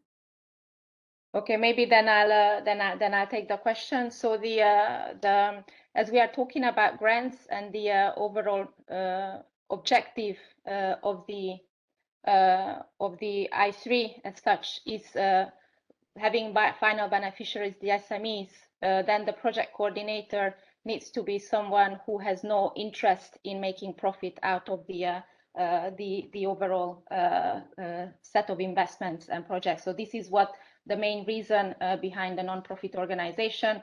As a primary idea, the managing authority can coordinate the project itself, and that can also be passed on to that other organizations. But then again, condition is to have that organization as a non-profit. Next question on smart specialization. So should a project address only one smart specialization priority that is in common by all regions, or can multiple smart specialization priorities be taken up in the project? I can take this question, Monica. Valentina, please go ahead then. So what you have to keep in mind is the value chain dimension. So the S3 priority has to be you can focus on complementary S3 priorities, or you can also focus on complementary S3 priorities. It depends on the logic of the value chain. If it makes sense for the value chain, you can choose more than one priority that can be the same or complementary. Thank you, Valentina. So next one, a project dedicated to transfer experiments and technologies from a pioneering region to another that does not have them would be a well-targeted approach for Strand 1. I would say no, because in Strand 1 we are focusing on reinforcing European global competitiveness. So it's not about diffusion of innovation. It is more an approach that is more appropriate for the Strand 2A, not for the Strand 1. So in the Strand 1 is more bringing research results to the market. So the market, which is a pan-European market or a global market. Thank you. And another question then on Strand 1, whether the investment can be carried out in less developed regions, and what are the requirements regarding the location of those investments then? There are no, under Strand 1, there are no requirements on where the investment have to be located on the EU territory, of course, but we do not prescribe that the investment must be in more developed or less developed regions. It's up to the consortium to choose, and of course it has to be justified why you're choosing to invest in one region rather than in other. And in any case, you should guarantee a balance in the investment. The investment cannot be for the benefit of one single region, but it should be for the benefit of more than one region. Yes, thank you. And then again, a relatively general question, whether there is an official list about the category where a specific region belongs, so less developed and more developed region. This exists. Is that available on the EISMEA website, Sylvie? Yes, it is available indeed in DG Regio. You can find all categories of the regions. We can provide the link in the FAQs. We have the link in the call text. It's part of the annex to the common provision regulation of the ERDF for the cohesion policy. So this is really the categorization of regions for the purposes of cohesion policy, and we follow fully that approach. Okay, thank you. So I think we ran out of questions under Strand 1. Maybe we can check the other groups of questions. So Strand 2A. Let's see. So one project proposal can be submitted under only one topic, such as digit, and contain one project idea, meaning develop through the project only one innovative idea. Sylvie. Yes, indeed. The answer is yes. One project under one topic, as it was mentioned by Denisa before. So one project idea and one innovative idea per project. Thank you. Now we have two questions with regards to the financial elements. One of them, so can the financial support to third-party users basically be understood or treated as subcontractors engaged to help with the project implementation? Milena? Yes, thank you. Well, actually, there are two different things. The financial support to third parties and the subcontracting are two completely different cost categories. We see the financial support to third parties more as a contribution that will be given to the SMEs in order to allow them to participate in the portfolio of investment projects. And the subcontracting is something completely different. Here we buy some services in order to accomplish some tasks of the grant agreement. So to be clear, there are two different things. We cannot mix them. Thank you. Then if I jump to the third question below, which we have, if we go for a cascade funding, because it is also in relation, can we ask I guess at the SMEs to put up the 30% of the funding? Yes, well, yes, yes, of course, you can. It's up to you to design your scheme. If you want the SMEs to participate, it's yes, it's not a bad idea. Maybe this will even further commit them to the project. They will be even more interested in the results that they will obtain. So I would say up to you to see what would suit you best. Thank you. The next question is about the number of SMEs. So can one SME be as a partner, having a main role in the realization of a project? Another few SMEs have smaller roles, or do the funds have to be spread in several or across several SMEs? Sylvie? As we mentioned before, SMEs are key elements of the consortia. So yes, they can be partners, and their role can be managed from the consortium leader or from the consortium together. Can be more or less, but they have to be part of the consortia, and they are the key part of the consortia. So they can be also several, of course, several, one or several. Thank you. And maybe slightly linked, there is a question about whether it's possible to have just one SME in the consortium next to the coordinator, university, and a large company, and not to apply the financial support to third parties. In this case, we still can have one SME in the consortium, and the FSTP is an option. So it's not obligatory. It's up to the consortium leader, again, to decide if to use the FSTP or not. Thank you. And I think with that, we also answered the next question, whether the end beneficiary SMEs involved should be partners or as part of FSTP. It can be Indeed. both. Then Indeed. the Yes. difference will be in the amount of the grant to the beneficiaries, as under the FSTP it is limited to 60,000 euros. Can we have the presentation? Yes, you will be able to have the presentation. I'm glad I could answer that question. So next one, again, a bit the FSTP scheme. So is it recommended to have SME in the consortium if we propose an FSTP scheme?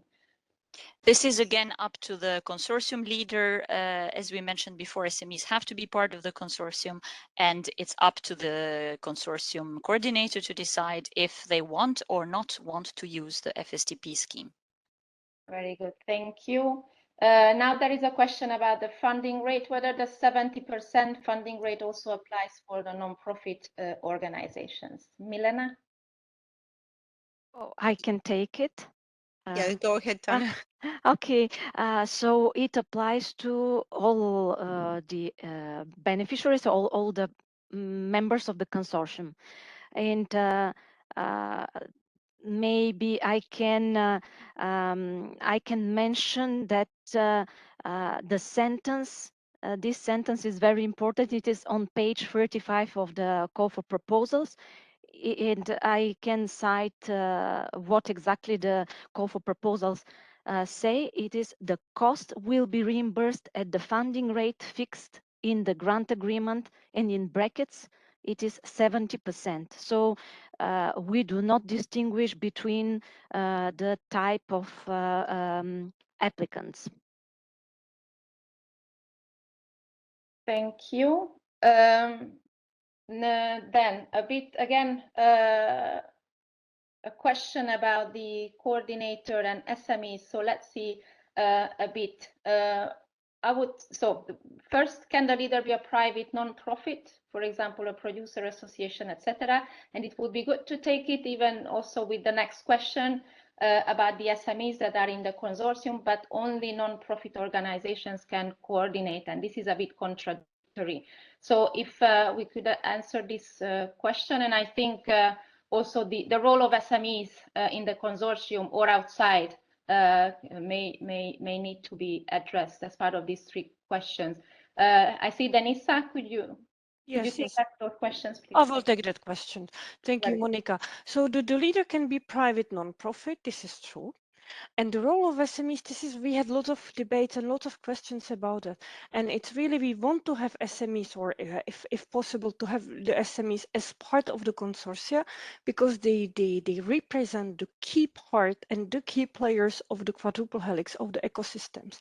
And the decision of whether they are part of the consortia or rather whether they are part of the FSTP, it very much also depends on the design of the projects and on the role that the concrete SME plays in the design and in the investment in the project. If they are the major beneficiaries and really play a decisive role in achieving the objectives of the project, they shall be already identified as partners of the consortia. And when they don't play a major role and they are just completing the investment portfolio in the value chain that cannot be done by the companies already identified in the consortia, there they play the role in the FSTP, in the financial support to third parties. So here it's not either or, it depends on the role they play in achieving the objectives of the project. So we can have SMEs identified already as partners in the consortia, and different SMEs can be part of the FSTP scheme because their role in the project is different and can be fulfilled via the small support they get via the FSTP. So it's also the support they get is very different. Thank you. Now a question about the topic.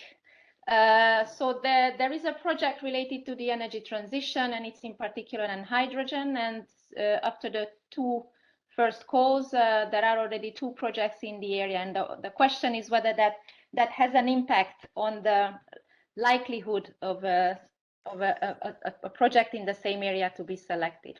I can take that, Monica, because I've been working on those two projects that were mentioned. So it's a clear no, it's not penalizing because we don't have any quotas for topics. So we really rank the projects by the work criteria. And so please, they should apply for sure. Yeah, all the more, this is a very important topic currently in the energy crisis we have. Thank you. Indeed, thank you, Eric. So I think we ended with the list under Strand 2A. So let's see the financial questions. So I would ask already Milena and Tanya to be prepared for the questions. So what is meant with the 70% that needs to be allocated to SMEs? So does this include costs made by academia, government, which make investments to provide services towards SMEs? Well, for the 70% that have to be allocated to the SMEs, I think that it's better that Valentina or Sylvie reply, because this is not actually a financial question here. We talk about the percentage of the total budget that we would like to attribute to the SMEs in the context of this call. So maybe Valentina could clarify, or Denisa. I'm happy to do so. So when designing the I3 in general, the principle is really that it is an investment instrument for mobilizing SME investment. Therefore, we wanted to have that the majority of the financing goes to SMEs. This is the principal reason, and Monica, you can complement from the policy perspective. Yes, thank you. Indeed, there is not much to add to it.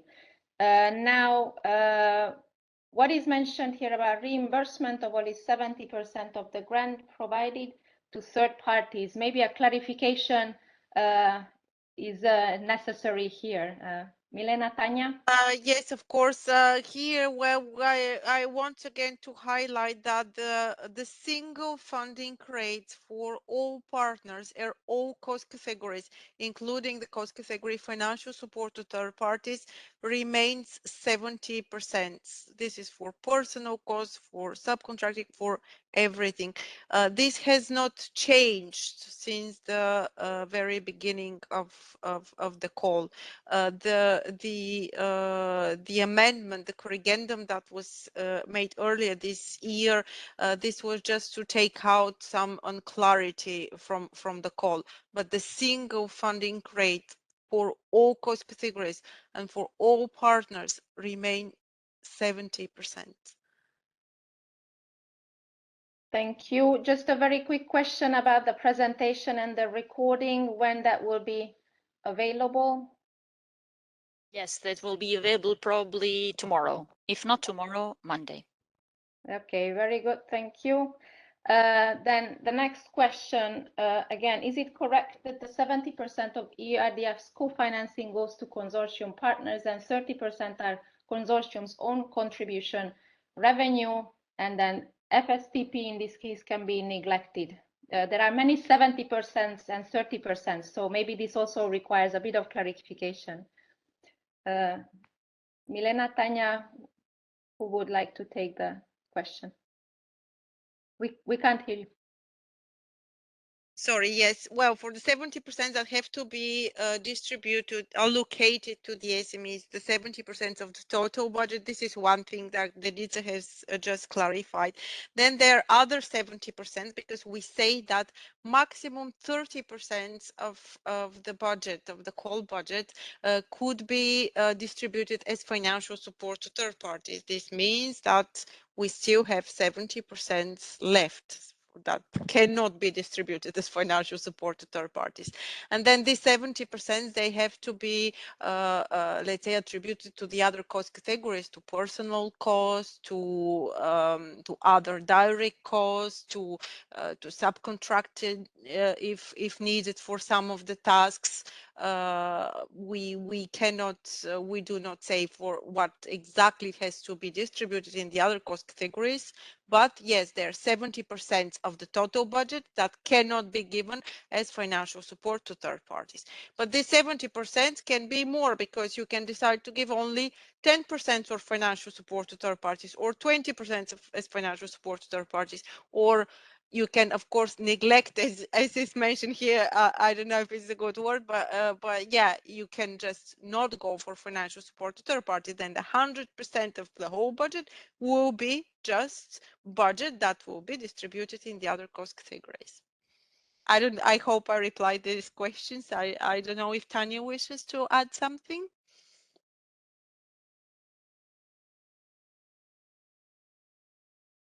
You're muted, Tanya.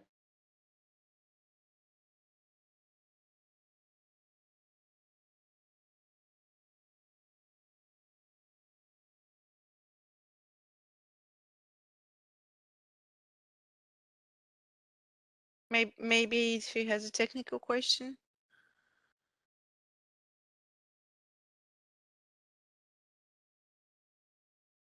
We can't hear you.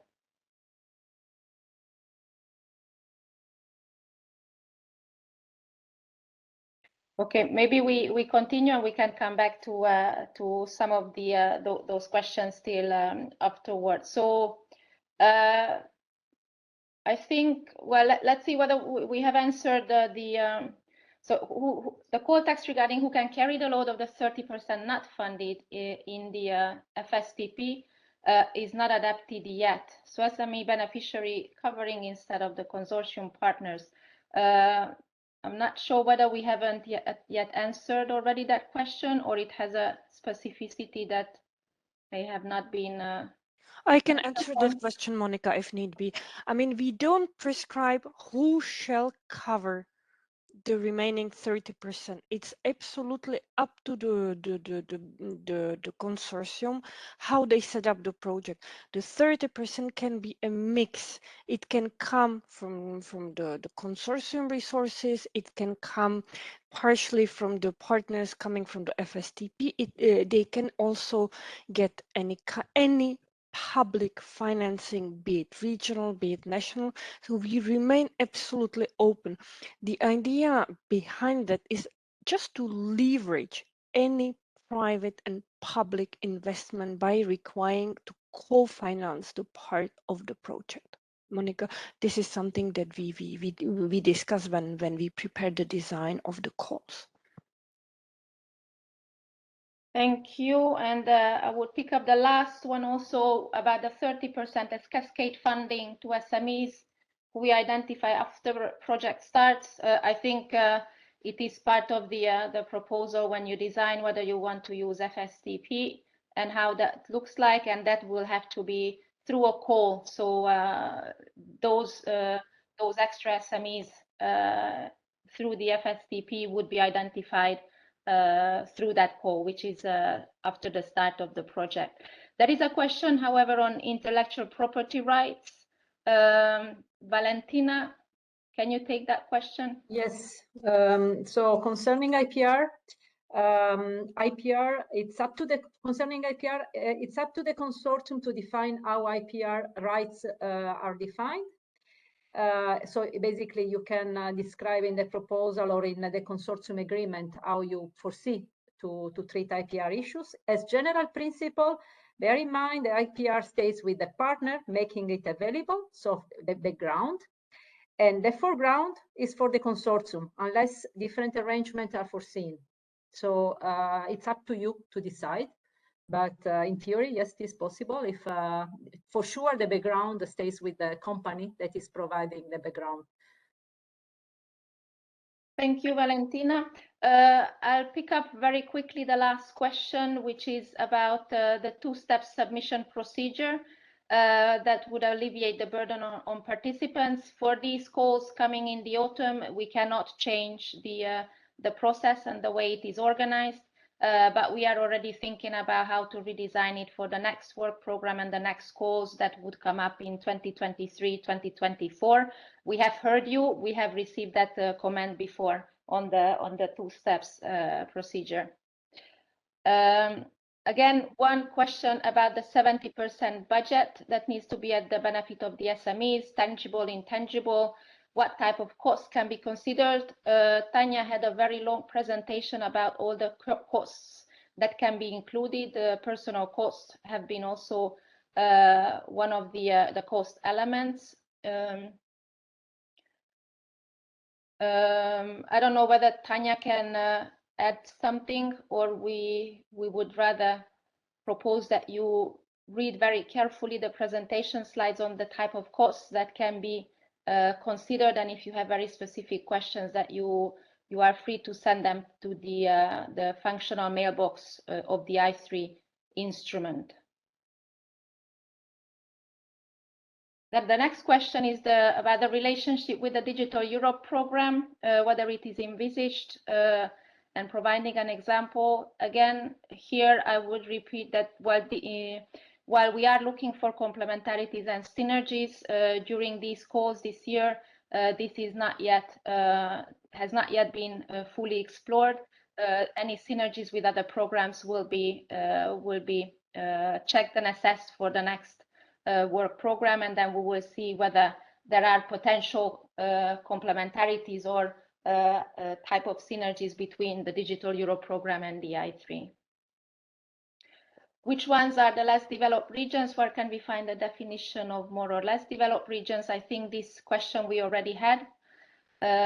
It will be also available through a link. It is defined, and it is also part in the documentation of the call. Hello, is there a limit for an organization to participate in several proposals in a call? Thank you. I would say no, but Valentina? Yeah, there is no limit for an organization to participate in several proposals.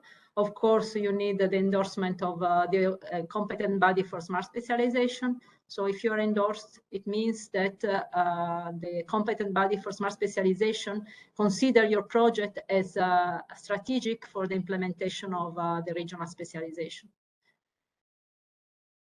Thank you. And then there is a question on the quadruple helix. I think that's more for the Strand 1 composition of the consortium. Valentina, if you can take it very quickly. Yes, as Denisa mentioned in the explanation, the quadruple helix means all actors of the ecosystems, meaning companies, academia, the public sector, and also the final users or consumers. It depends on, again, on the project, on the value chain that you identify, and the partner that you choose must be relevant for this investment. But yes, you can involve different components of the ecosystem belonging to a certain region. Yes, thank you. Then again, about the coordinator or the main applicant, whether it can be an SME. I think we had a similar question before already. It needs to be a non-profit organization. Yes. The idea is that I3 projects are ecosystem facilitated projects. So basically, the ecosystem must play a role. And the SMEs are the final beneficiaries of the support, the financial support.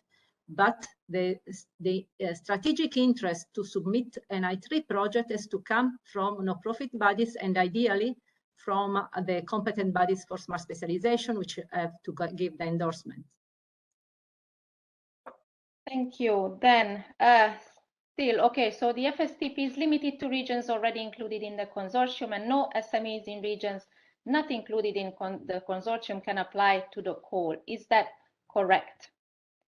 Valentina? Yes, it is correct. It was a choice because given that I3 are closely related to S3 priorities, the idea is that only the regions with certain priorities in the smart specialization can apply to complete those value chains. It was a choice that I can confirm. Of course, if in the consortium you have umbrella organizations that have different members, all the members of the umbrella organization are theoretically eligible for participating in the financial support to third parties. So it's up to you how you design your project. Thank you. And then the next question, it's about the participation of large enterprises. I think we had a point about that in one of the presentations. Are there any limits in budget and funding rate? So the funding rate is the same for on the level of the project, so 70%. And when it comes to enterprises, the focus enterprises are SMEs because the ERDF rules apply, and large enterprises may participate and may receive funding if their role is ultimately benefiting SMEs in the consortium.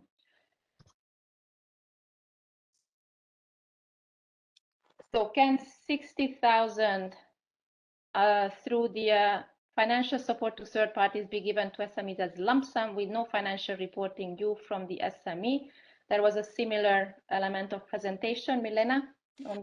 Yes, well, yes, as I said before, it's a question of choice if you decide to go for a lump sum or for reimbursement of actual costs. If you go for lump sum in the proposal of the SMEs, you might require that they explain to you how they intend to allocate the budget of the lump sum to different tasks, to different parts of their own sub-projects, etc. Then if you agree on this lump sum, then this is it. If they, when they will achieve their milestones, when they will provide you with their deliverables, then you will not ask for financial reporting, because you would said before that for the achievement of this, I will give you that. Of course, you can still, I don't know, reduce this 60,000 euros if the sub-consortium does not achieve, does not perform as expected, does not provide the results as expected. But yes, you can give a lump sum, and if you give a lump sum, it's even logic that you do not receive a financial report from the SMEs, but you just receive a proof that the milestones have been achieved. And the opposite, if you go for reimbursement of actual costs, then of course you will need to receive financial reporting, to go through the financial reporting to see if these costs were really needed for the sub-project, for the investment, etc. That's why I told you that there is no magic recipe, but the lump sums prove to be managed in an easier way. Thank you. And as we are already running over time, I would pick this last question that we still have on the screen. So we want to support SMEs through financial support to third parties, plus other support activities only, without SME in the consortium. How can we comply with demand and supply side's requirement? I assume difference between Strand 1 and 2A in this for this question. Valentina? Yes.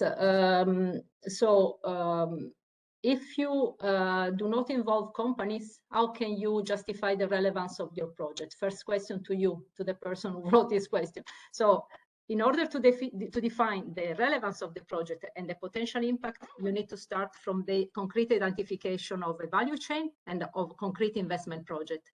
If you choose to support only the companies via financial support to third parties, you do not know the companies that will benefit, so you will not be able to describe the potential impact of your project.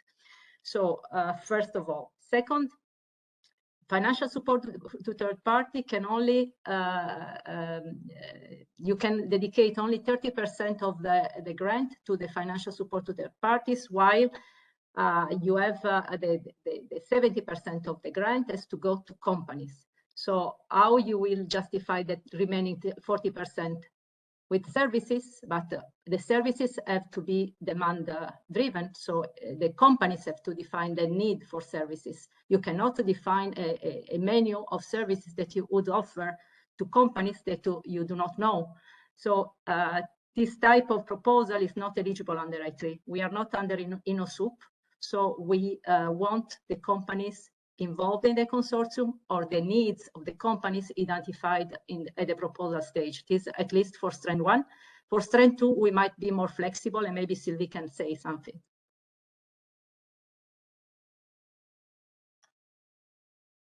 Sylvie, would you like to add something?